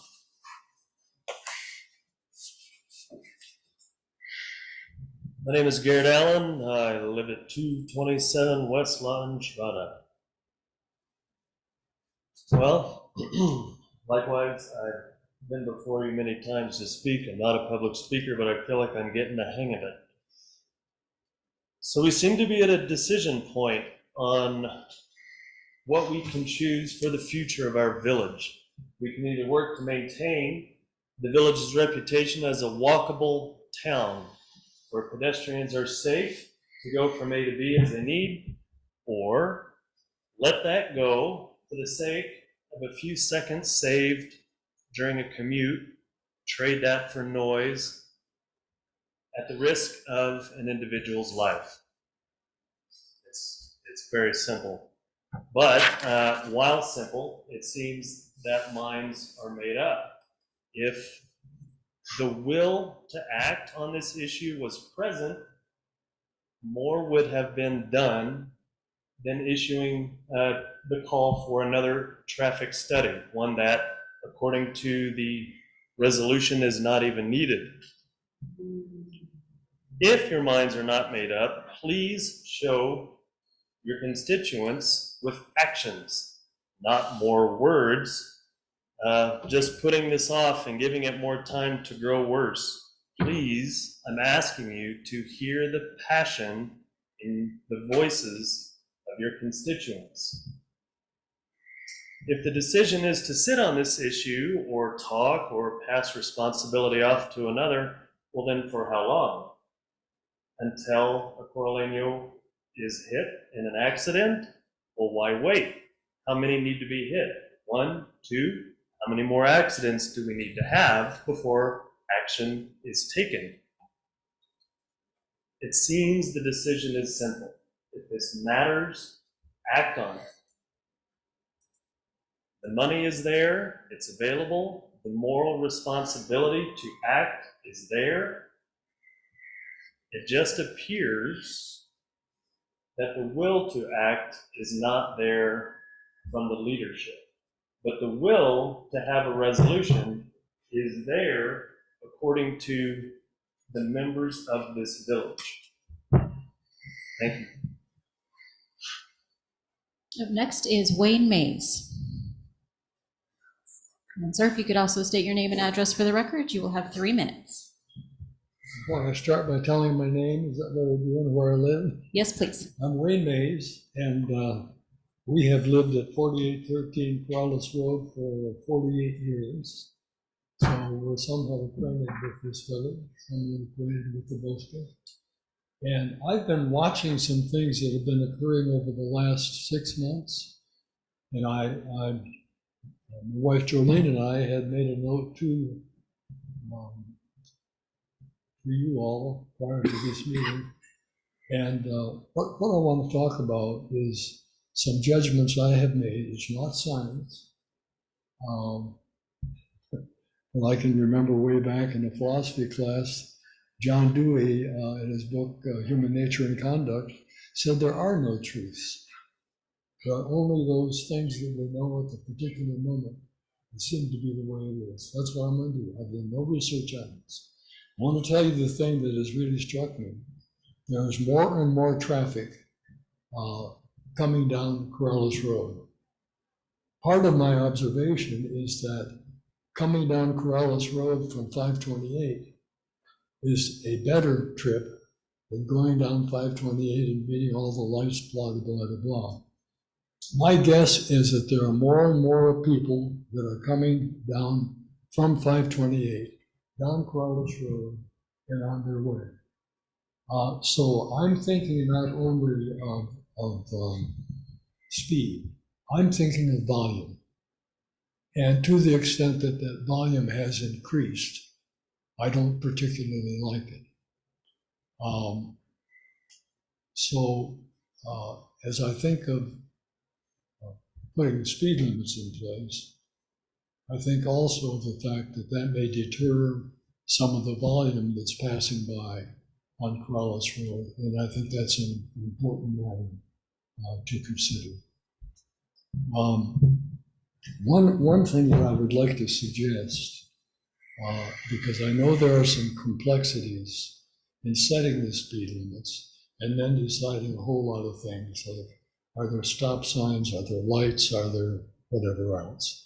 That's not a really simple matter. So what I am going to suggest to this body tonight is that the village master plan include as a part of it this whole question of what is the speed limit on Corrales Road? How is that enforced? Whatever else goes with this particular matter. And so I'm going to encourage you, if you would, to include that in the village master Thank you, sir. That's your time. plan. Is that it? That's it. Okay. Thank you, Wayne. Okay, and Thank our, you. That's enough for me, if that's enough for you. I got to my last point. Thank you. and the last speaker this evening is Julie Murphy. And if you could also state your name and address for the record, you'll have 3 minutes. Hi, my name is Julie Murphy. I live at 535 Angel Road, and I don't have anything prepared, but I do ask that you consider putting the speed bumps back in. I've been there for 2 years, or the humps. We want speed humps, yes. Whatever, anything you can do, because people are going 60 miles down our road.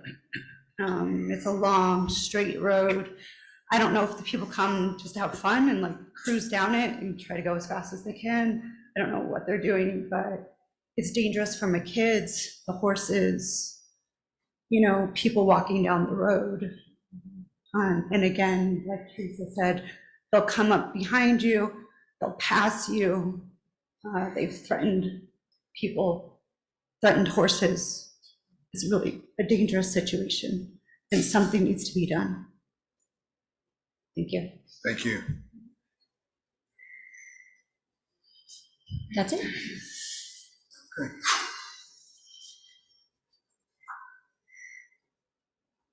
Yes, sir, Councilor Burkett. So to my mind, there's certainly no question that there's an issue with both speeding and traffic volume. Every time I drive down Corrales Road, the further south I get, the more sympathetic I am to anyone who lives on the street there and has to wait to turn left, because I live far enough north to where it is not a huge problem. I worry also that with school back in session, that congestion has gotten worse at 2 points in the day, and that side streets are going to start to be a relief valve for that. And the people that are going to turn onto Sagebrush or Meadowlark or whatever are going to be going pretty quickly because they're in a hurry or they wouldn't be trying to avoid school traffic. So this is something we do need to act on quickly. Where I'm torn is whether decreasing speed limits is really the issue because people are ignoring them already, or what can we do as far as other things, as far as enforcement? I think there's some automated solutions out there that we can really utilize. Whether or not that helps, I don't know the answer to, but I'm not 100% concerned it's a speed limit issue, because we have speed limits that I think are reasonable if people would follow them. I just don't think they're going to follow the new one either. And so you're going to have the same 5 or 10% of people that are racing down your street ignoring a different sign than the one they ignored yesterday. So we need to find some solutions though, because I also have 3 kids that ride their bikes around the village and walk around the village, and it's scary. I mean, we tell them to avoid Corrales Road at all costs because it is really, really scary to be a kid on a bike right there. So that was more questions than answers, but this is something we need to take very seriously. Councilor Walbott. Mayor, Chief Martinez is here, and if I could ask a question, that'd be possible? Chief?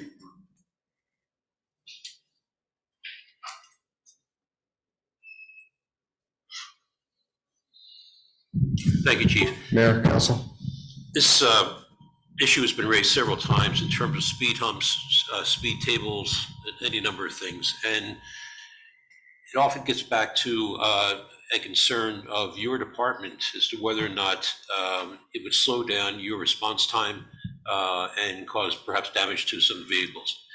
Do you have a sense of how difficult that question is in terms of speed humps and speed tables, those kinds of things on the roads?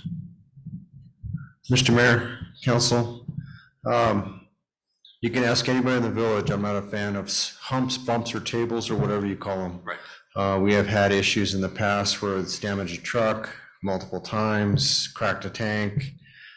As you know, I have to take water everywhere I go as far as for fires.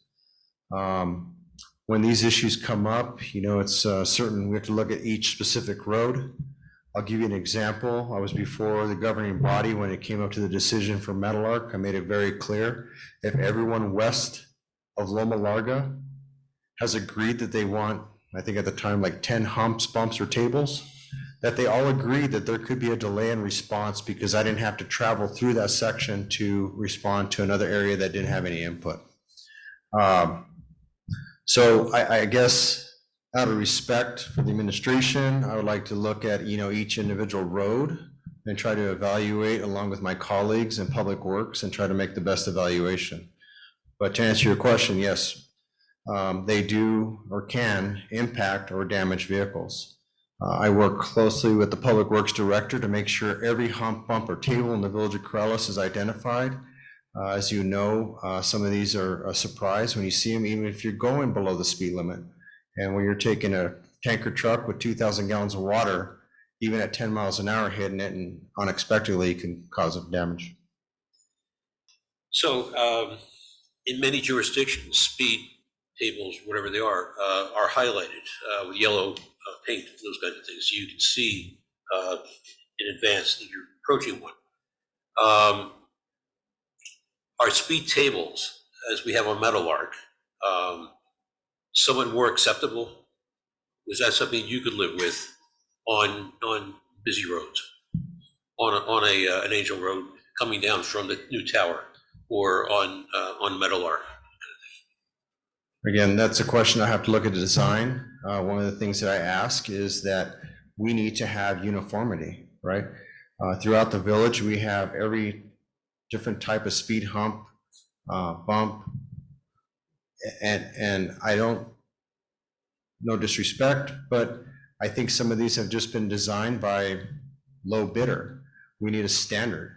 Everything needs to be, if it's going to be a table, it needs to be identified as the right slope and how much on top and then downside. So what's coming up, a uniform basis. So again, I mean, these are a lot of trick questions here, not trick questions, but I don't know if I have the right answer because I try to look at each individual problem and look at the design and make sure that it is to engineer design based on that speed limit that is meant for the objective, and identifying it. As during an emergency, we're trying to get to whatever the emergency, whether it's a medical or a fire. We're trying to get there in an expedited way, but safe. But we have to really identify these before we approach. Thank you. Councilor Knight. I was just going to say, I think we need to do something. I don't know if Councilor Murray said it, as far as having, a month or 6 months devoted to decreasing speed in Corrales, just kind of an awareness that people are concerned about this. I think, why not have flashing solar signs with cars speed on it like they have on Rio Grande? Why not paint, the speed limit on the asphalt as a reminder? Why don't we increase fines for speeders? And again, I think somebody brought up a couple times, what happened to those signs at the beginning as you enter Corrales about, drive slow, see our village, drive fast and see our judge? I mean, I think people got that when those signs were there. I don't know what happened to them, but I think we all are concerned. We all have to get along and live in this village, and we hear your concerns. So we need to do something, I think. Councilor Alsobrook. Thank you, Mayor. Two things. One, and please, anyone jump in here and correct me if I'm wrong.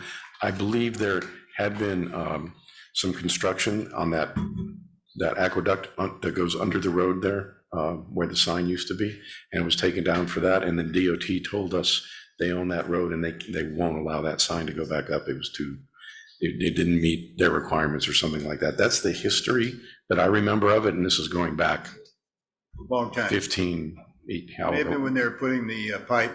Exactly. Yeah. So I'm not sure about that, but certainly I agree with you. We could look into that. It was a great sign. It instantly communicated the character of the village.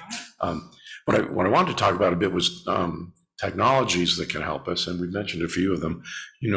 Automated speed cameras, that's one thing. Sure, they're controversial in larger urban cities, but for us, if we need a way to amplify Chief Manager Copper's force and bring to bear more things like that, we can certainly look into that. One of the technologies I've looked at just briefly, and I've been in touch with the manufacturer, and there's no distributor in this country, but our friends in Europe have very much the same problems with speed bumps and tables and the damage they do. And so there's a manufacturer there who uses something, the fancy word for it is a non-Newtonian liquid. The easy word for it is oobleck, because everybody's 6th grade niece, nephew, granddaughter, whoever, made this stuff in class, and it's cornstarch and a few other things. You put it together, and you can put your hand in it, and it's all goopy and oozy. But if you give it a lot of force real fast, it's solid. It resists, it pushes back. It's like a brick. So if you go slow on it, you can push through it. If you go fast on it, it hits back. They're putting that in speed bumps, so that, and with designed criteria, so that, if it's 25 miles an hour that's desired, then that's how they, manipulate the formulas and everything. And if you go 25 or less over it, you don't feel anything. It's just, kind of pushing through. If you're going over that, you feel a bump. So I have no idea what the cost of this is. I have no idea who's contracting in America to do things like this. But I think we've got a chance to use what used to be complicated technologies that are much more simple, like the radars, like the cameras, and like maybe the fancy oobleck speed tables. Because to Councilor Burkett's comment, and I forget which one of our speakers mentioned it, human nature is what it is, and different people see the truth as different ways.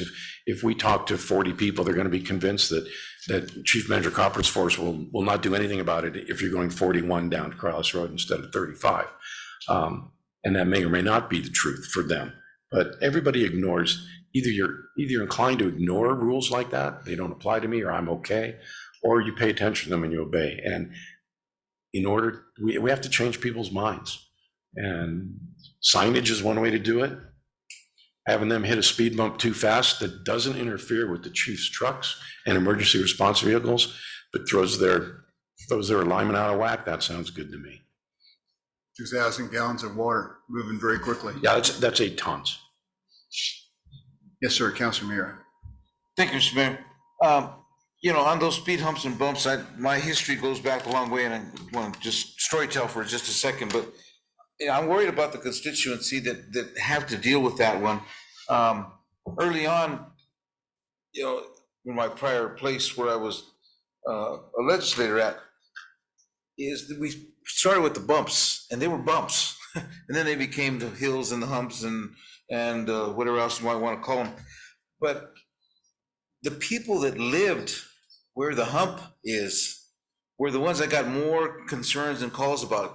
They were the ones who wanted them in, and then when we put them there, they're the ones who wanted them out, just moving it up the road a little bit.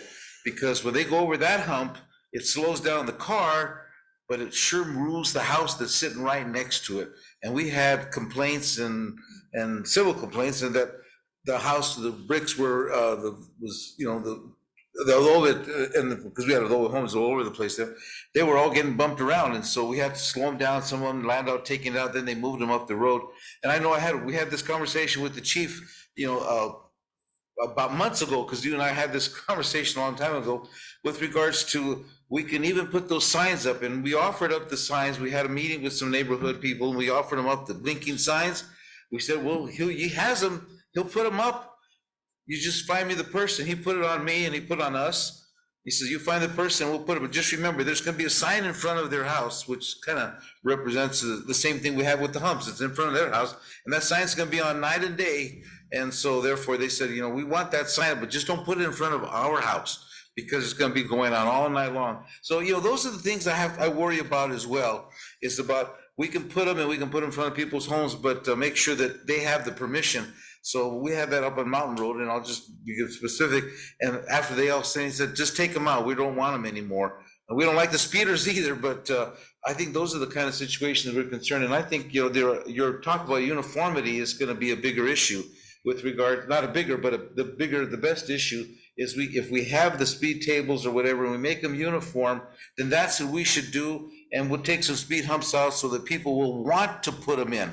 And Mr. Mayor and members that are listening, I mean, that's kind of where I'm coming from. I want to be able to, for you to be able to say, this is the right decision that we made, and I don't want humps, or it's not fine as long as I'll put them in his place, because they do have some real problems for those people that live there, night and day. And I believe you still have those lights, don't you, Chief? I mean, you're willing to go with us on that. If you want to address that, we'd appreciate it. Yes, sir. Thank you, Councilor Mayor and Council. So I think I've had discussions with all of you at one time or another regarding traffic concerns, and so I apologize for any redundancy, but for the benefit for those who haven't heard, there are three components to traffic safety: engineering, education, and enforcement. Nothing has changed since I went to the police academy in 1988. And Councilor Mier is thinking, what were you, 5 years old in the police academy? I get it. So no, really, I went to the police academy in Troy, New York in 1988, and nothing's changed since then, okay? And all of those components do overlap. Engineering, I can't speak to that. I'm a police officer, okay? But I don't oppose traffic calming measures when warranted and justified and feasible and within budget, of course, right?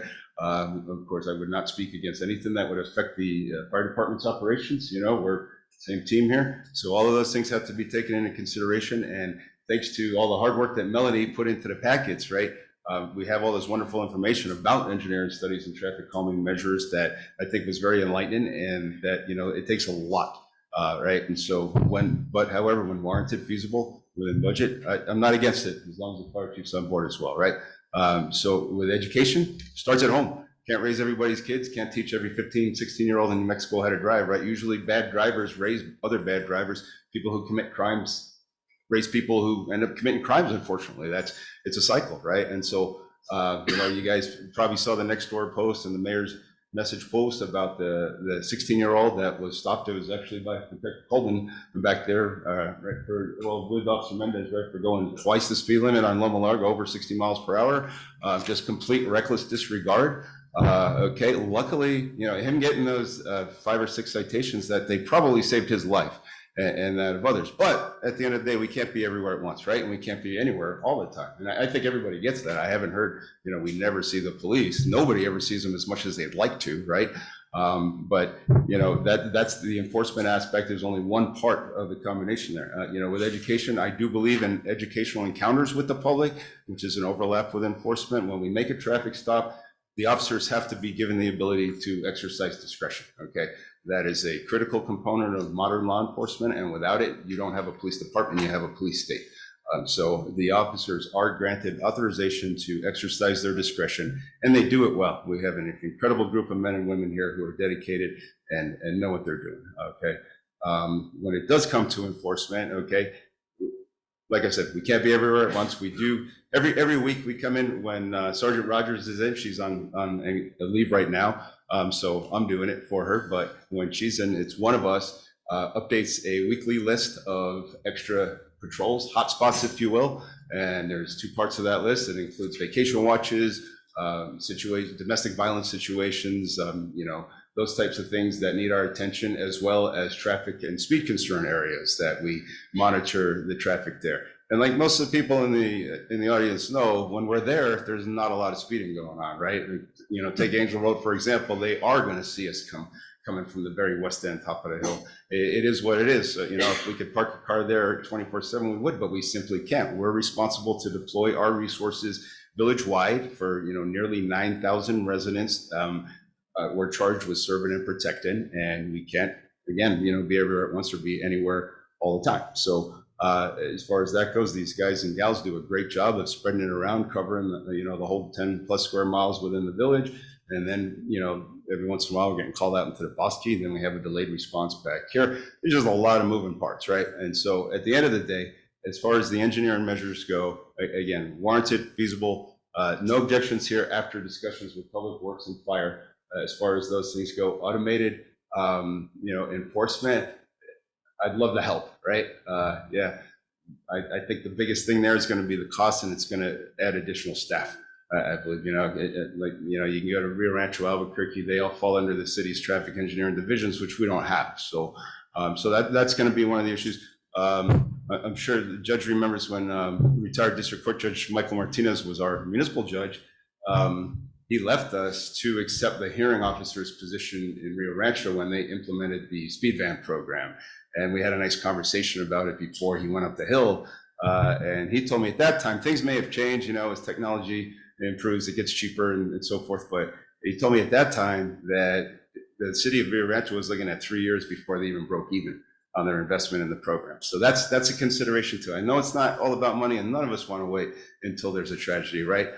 So I think we have to, put all these three parts working together and, stay the course, do what we can. I believe that those police officers are doing a great job, but we could always do better. And so we will continue our increased presence where we have the complaints, as well as in response to crash data. As far as hotspots go, Metal Larga and Loma Larga is it. Past 12 months, 12 wrecks.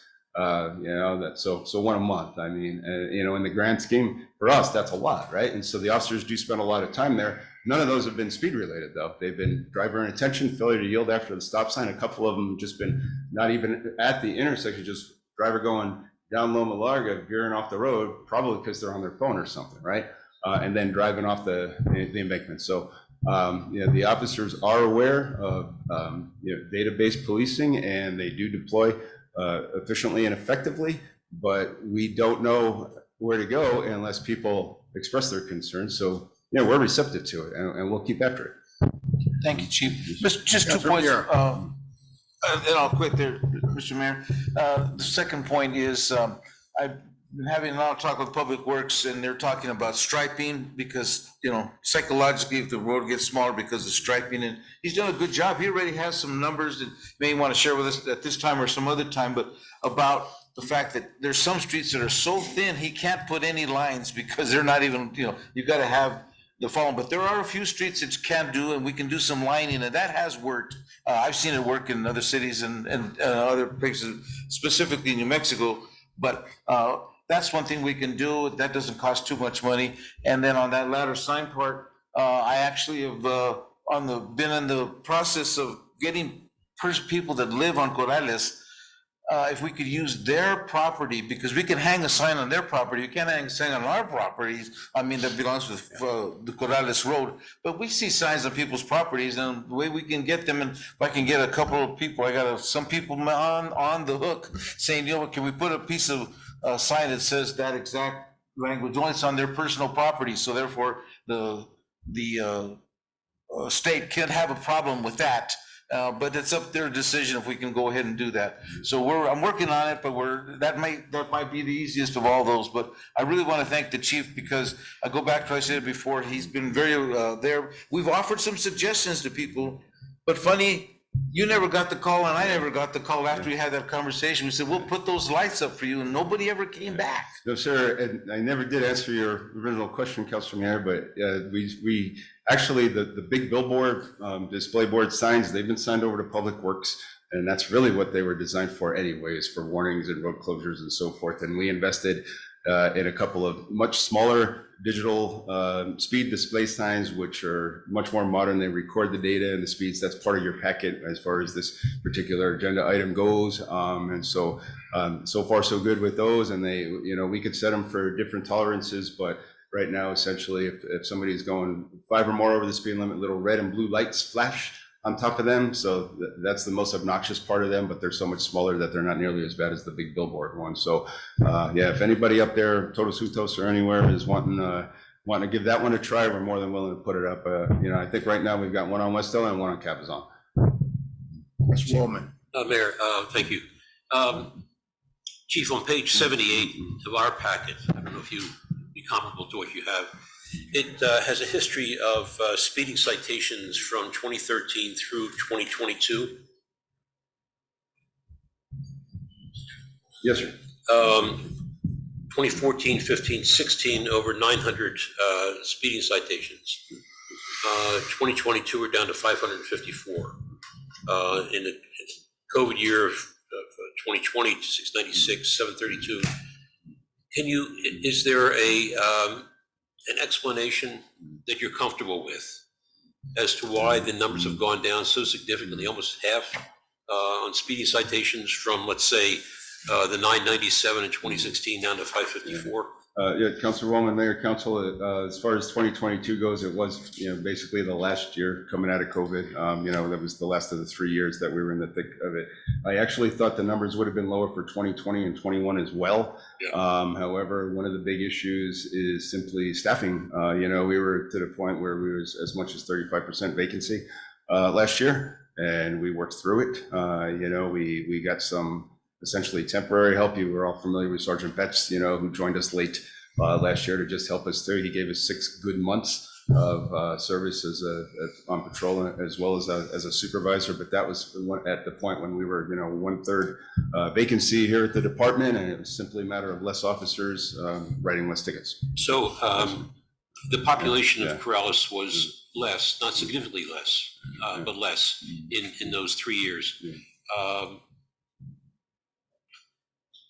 The number of officers at that time, would you know, say in 15, 16, 17, were they at the 17 level, would you say? No, at that time we were authorized, in 2015, our authorized strength was 15 officers, so it wouldn't have been more than that. And we're generally functioning 2 to 3 down at any given time. Right now, we're 2 down and have 2 out on medical absences. So it's the staffing. It's not unique to Corrales or the Corrales Police Department or the state of New Mexico. It's a nationwide issue. This isn't as an attractive of a profession as it used to be for whatever reason. We're fortunate to have the force that we do. We have people who are here for the right reasons to do this job. And so we're just going to keep on trucking. But that's really what that comes down to. It's just the staffing and just having less people to do the work. Yes. Thank you. Councilor Knight. Thank you, Mayor. The information that was in our packet, all the data, it was really interesting, and I asked everybody if they could get on and look at it, because, it does say that most people are going the speed limit. Yeah. Most Yes, people Council. are. Absolutely. Yeah, according to this data. Yeah. And it's just, a few people that think, the rules don't apply to them. Right. And, it's a shame that we all have to suffer because that's their viewpoint. But if we could just do some things to make people more aware. Oh, I think it absolutely, would help. Councilor.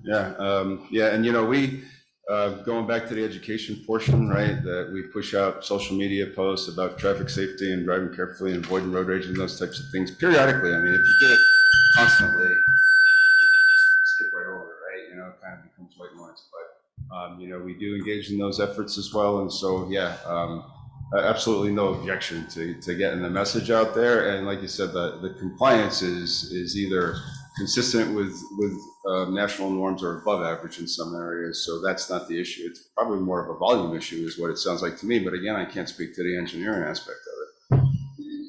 Councilor Alsabrook. Thank you, Mayor. I just have a couple of comments, no questions for you, Chief. If anyone else, I'll yield to anyone else who wants to.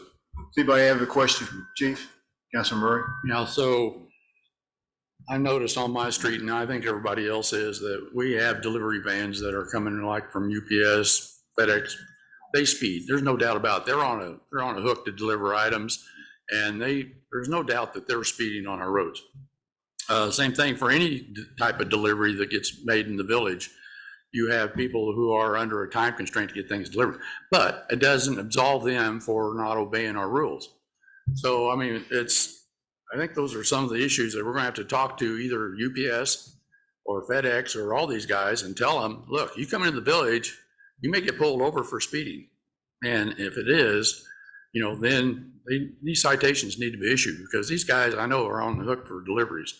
Councilor Berry, they absolutely don't get a pass, because they're conducting official business and so forth. And, we have made those calls, which I'm not always comfortable with. I have to tell you, if I'm not witnessing, if the officer's not witnessing the violation and they're taking a third party's word for it, who may or may not, have the correct perception of what they're observing, and we make the call and, gotten feedback from a manager saying, well, we got him on GPS, and it's saying something much different, right? I got video I can send you because yes, sir. No, I am not doubting that at all. I'm just saying that we've done that, and it comes down to us not, being able to be over at once, and I don't really have the level of comfort that, you know, as far as making those calls based on third, fourth party complaints, you know, and it's been refuted as well, right? You know, I'm not saying you don't have video of a speeding delivery truck, but if we're not the ones witnessing it, maybe that call shouldn't be coming from a village official. Maybe it should be coming from the complainant who witnessed it, right? And if they get enough, then maybe they'll take notice that, you know, we might have a problem driver. But they, you know, just like with us, if, you know, we do get complaints about police officer driving, right? And oftentimes that's unfounded too. You know, the police cars look like they're going 100 miles an hour because they're really slick looking, right? And everything. But, you know, I'm getting a little off track here. Yeah, I would encourage your constituents to make that call and complain to the company, because we can't necessarily take enforcement action with, well, I shouldn't say necessarily, we can't take enforcement action unless there's an accident. The other point of this is too, I think a lot of times it is us who live on these roads, we get impatient and we do speed. I mean, I'm not going to say I don't do that, but I do sometimes.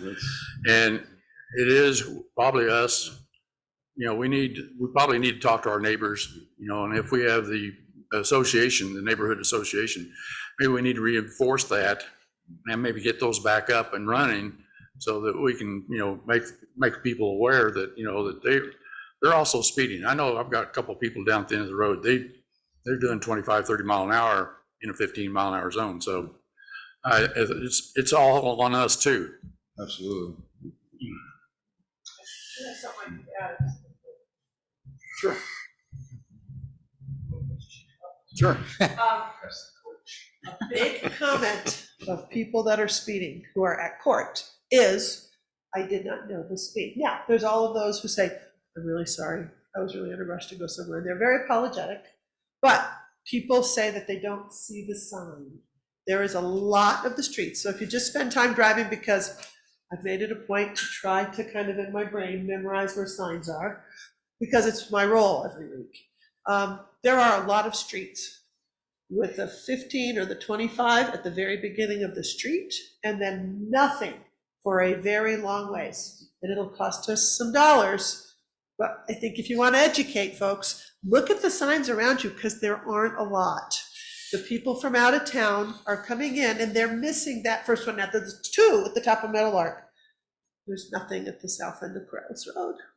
And there's not a lot on Loma Larga. So if you look at these main arterial areas and your neighborhoods where you want to try to lessen the speed, pop some more of those reality signs in there to give more awareness for those people that are just space cadets. Thank you. Yes. Thank Who's you. up? Also, bro. Thank you, Mayor. Just two quick points for the discussion. One is that there are inconsistencies in our speed limits are patchwork. They're an ugly quilt that may or may not keep you warm or may or may not be good for a horse. I don't know what, but it's, and a great example is West La Entrada is 25 miles an hour right across Corrales Road. La Entrada is 15 miles an hour. Can't for the life of me figure out why as I drive down to the ditch, why that difference is there. The only, you know, ARCA has a driveway there. I don't know what traffic volume they generate, but can't for the life of me figure out why that decision was ever made. And that gets me to my broader point, I think, traffic engineering is a discipline, and it's designed, and all their, the people who train in that discipline and the engineers who carry it out have as their goal the efficient movement of vehicle traffic. That's the goal of traffic engineering. That should not be the goal of this village. And I think we need to philosophically make sure that's clear. Someone mentioned putting it in the plan of economic, thank you, comprehensive plan of development. And I definitely think we should, you know, ask Chris Allen and her committee members to consider that. But I think if we can, I think we all probably share that philosophy. You know, trucks come in and service our businesses. Of course they do.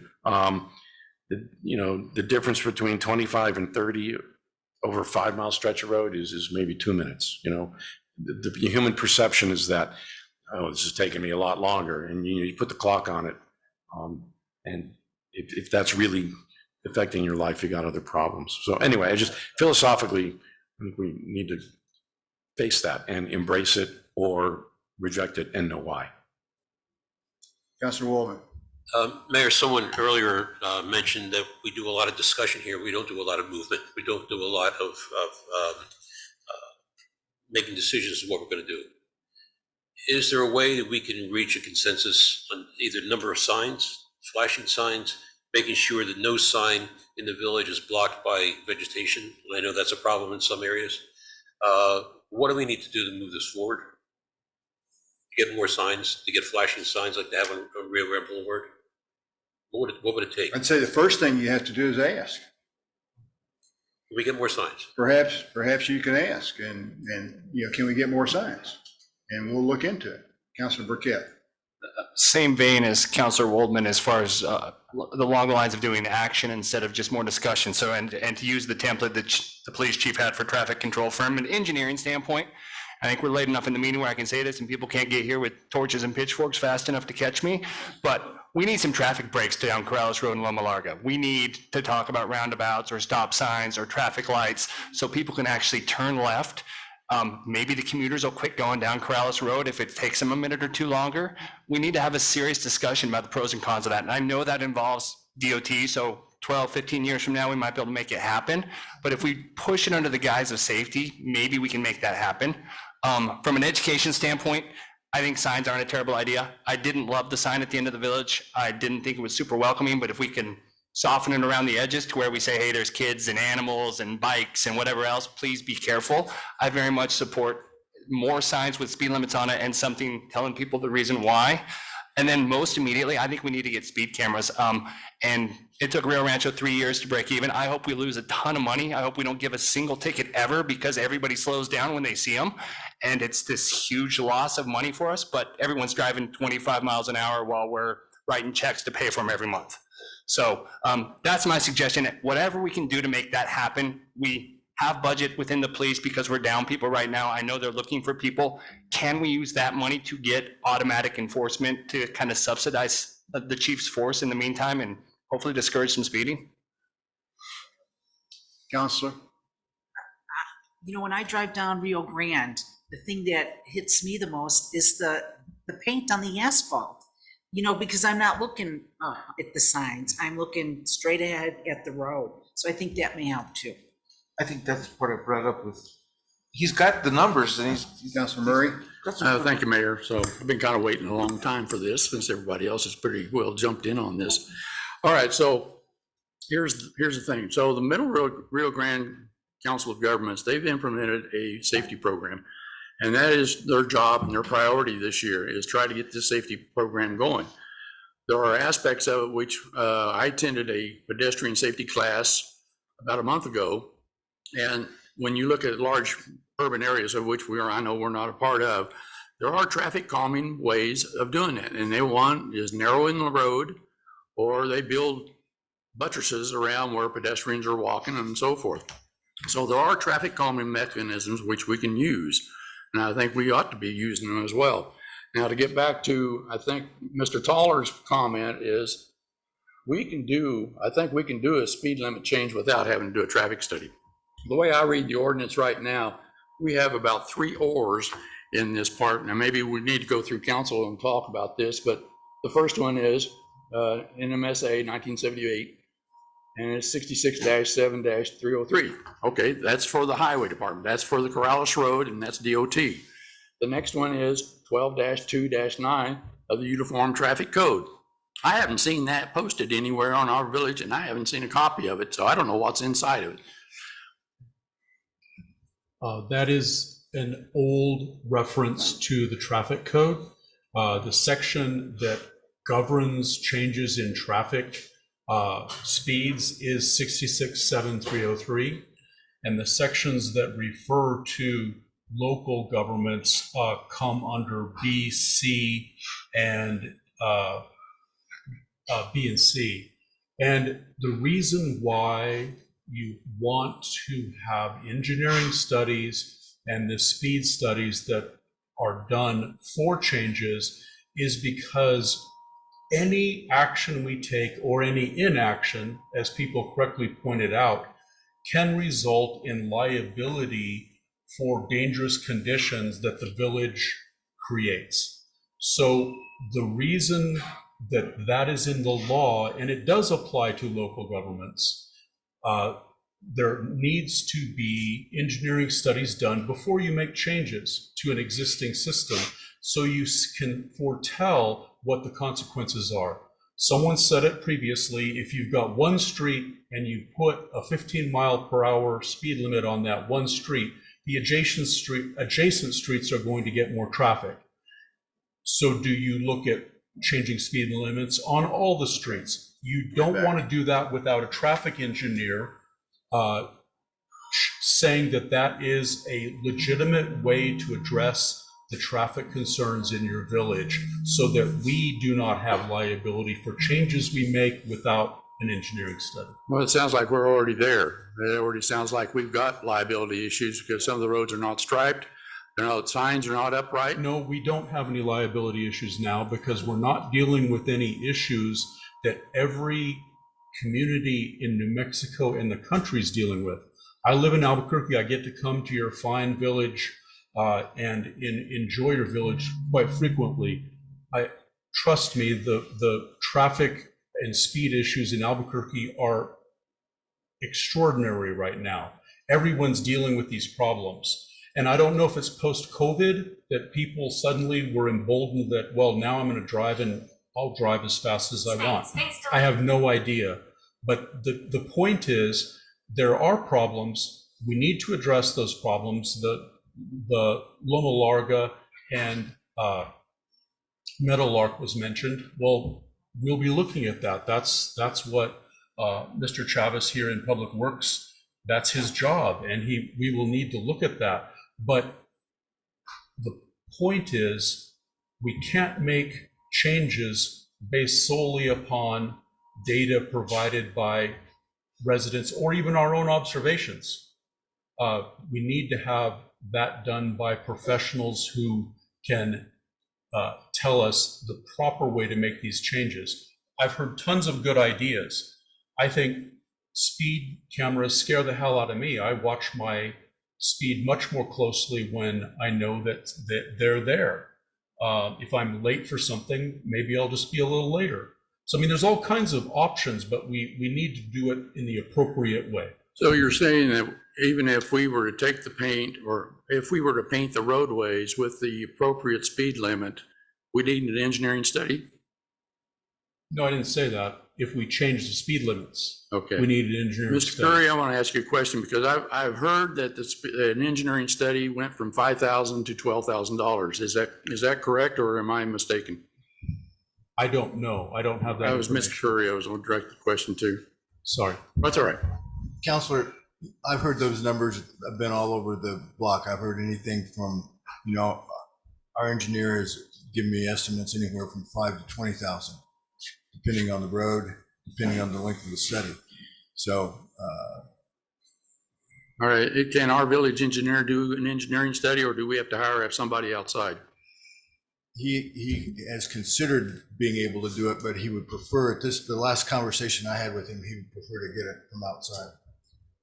We were actually thinking of perhaps Rio Rancho, seeing if they could help out with some transportation evaluations.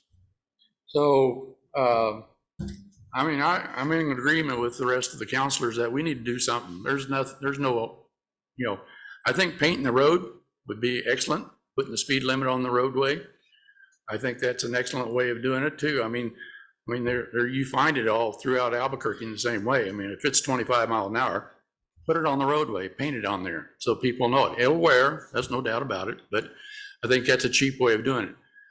I think we need to stripe some of these roads too. It was my understanding that Angel Road was supposed to have been striped, and I haven't seen any striping done up there. I mean, it's brand new pavement, but where's the striping? No center line, no edge lines. There are also traffic calming ideas that I think we can do too. Now, coming off of Angel Road, if we narrow several points of that road, you might slow people down because people don't like to drive on narrow roads, et cetera, et cetera. So we need to do something about that. And La Entrada, especially La Entrada, I drove down it tonight, and quite frankly, there was no right of way on the very west edge of La Entrada. It is narrow, and it stays that way until you get down past Old Church Road. and then it widens out pretty nice. And then you get down to Mr. Garrett's property, and you got a nice big utility pole sticking in the middle of the road, so to speak. But we need to do something to give them some relief, because I think you got a library sitting on that road, and you got people who ride horses. I think it's imperative that we try to get some way of slowing those people down. It's just, we got to do something. We can't sit here and it's on our hands and do it. And I would ask Mr. Curry, Direct Public Works, let's get these roads striped. Let's get Law and Trot striped. Yeah, we may have some narrow lanes, and if Mr. Toller is correct, that we don't have to abide by the rules, we can make them as narrow as we want. If we want to make it a one-lane road, let's do it. But let's do something. Can we do that? We're always looking for ideas to do, and we're always consult with Mr. Chavez when we're looking at things that we're going to do to make sure that we have some consistency on our roads. Yeah, and I asked for the extra 20,000 to be put into the public works just for those signalized signs, so that, put them up on Loma Larga. That's a good place. It ain't gonna impact anybody who lives up there along that road. Let's get some of those flashing signs so that it reminds everybody. And then let's talk to DOT and see if we can do the same on Corrales Road. Yes. I'd like to make a comment about putting the speed limit on the road by painting it. I don't personally think that that's a great idea. I just learned how to drive, and what they teach you is to follow the Smith system. You keep your eyes ahead and you pay attention to what's ahead of you, because you can see what's in front of you most of the time. If you have the eyesight, I hope that you can see what's in front of you. So I personally don't think that painting the speed limit on the road would be a great idea, because when you're striping a road to make it thinner and you're trying to psychologically incline someone to slow down, I think that you're not paying as much attention to where the lines are, but you can see them in your peripheral.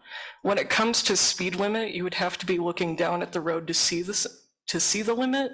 And even then, if you're already speeding, you're not going to really be paying attention to what's down in the road in front of you, and you won't probably read it in time. I think that striping the roads would be a better idea than writing the speed limit on the road.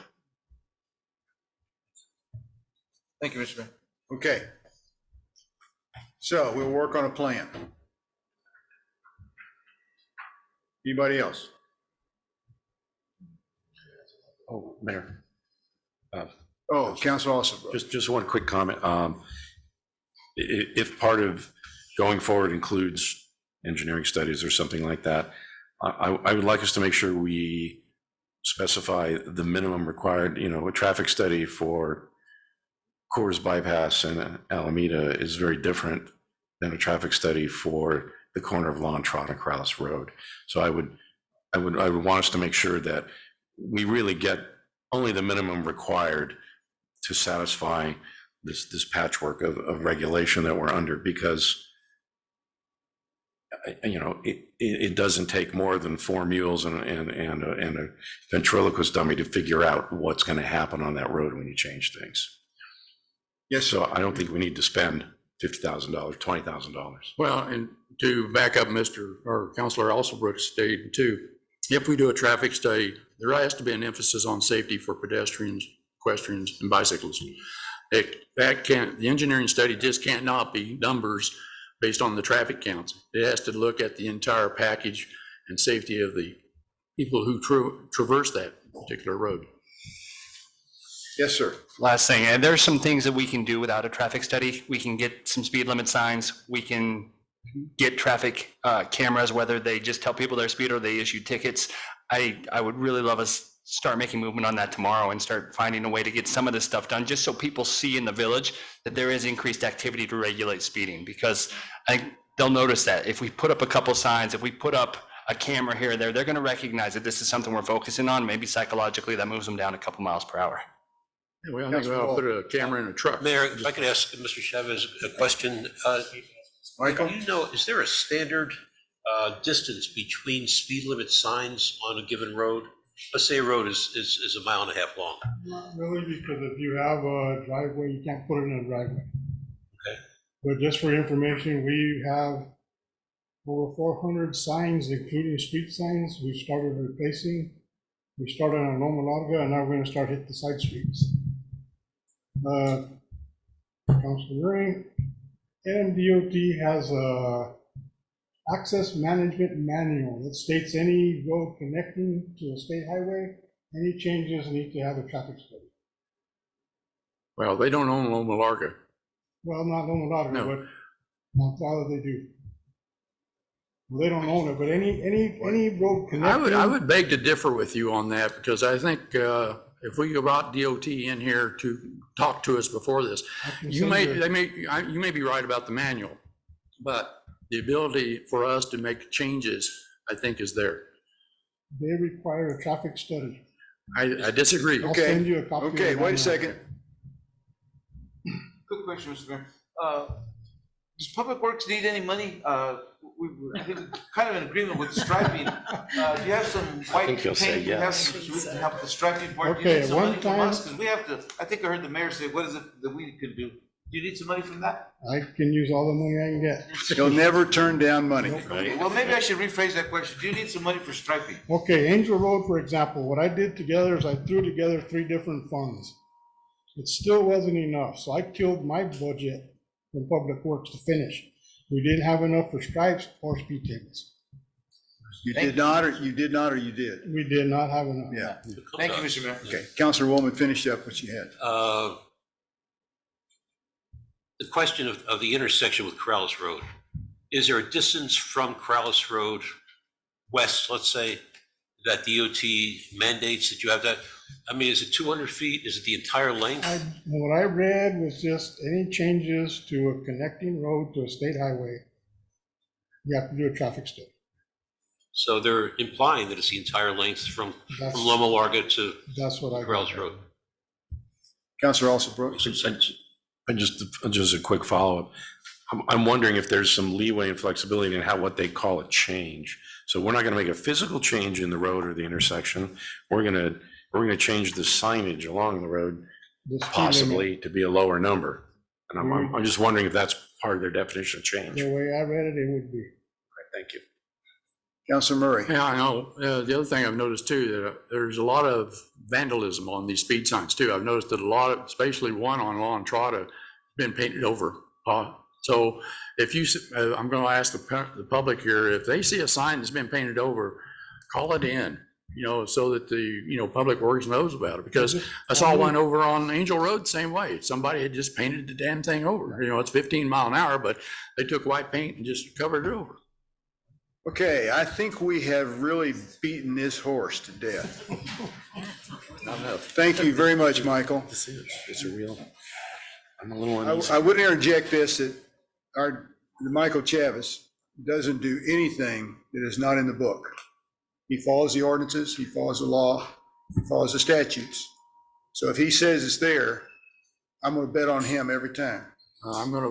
Mayor, I'm just telling you, I'm gonna bet on him every time. Okay, that's a good point, but I think we need clarification from DOT, how far their jurisdiction extends on a road. I don't know that clarification and DOT go together.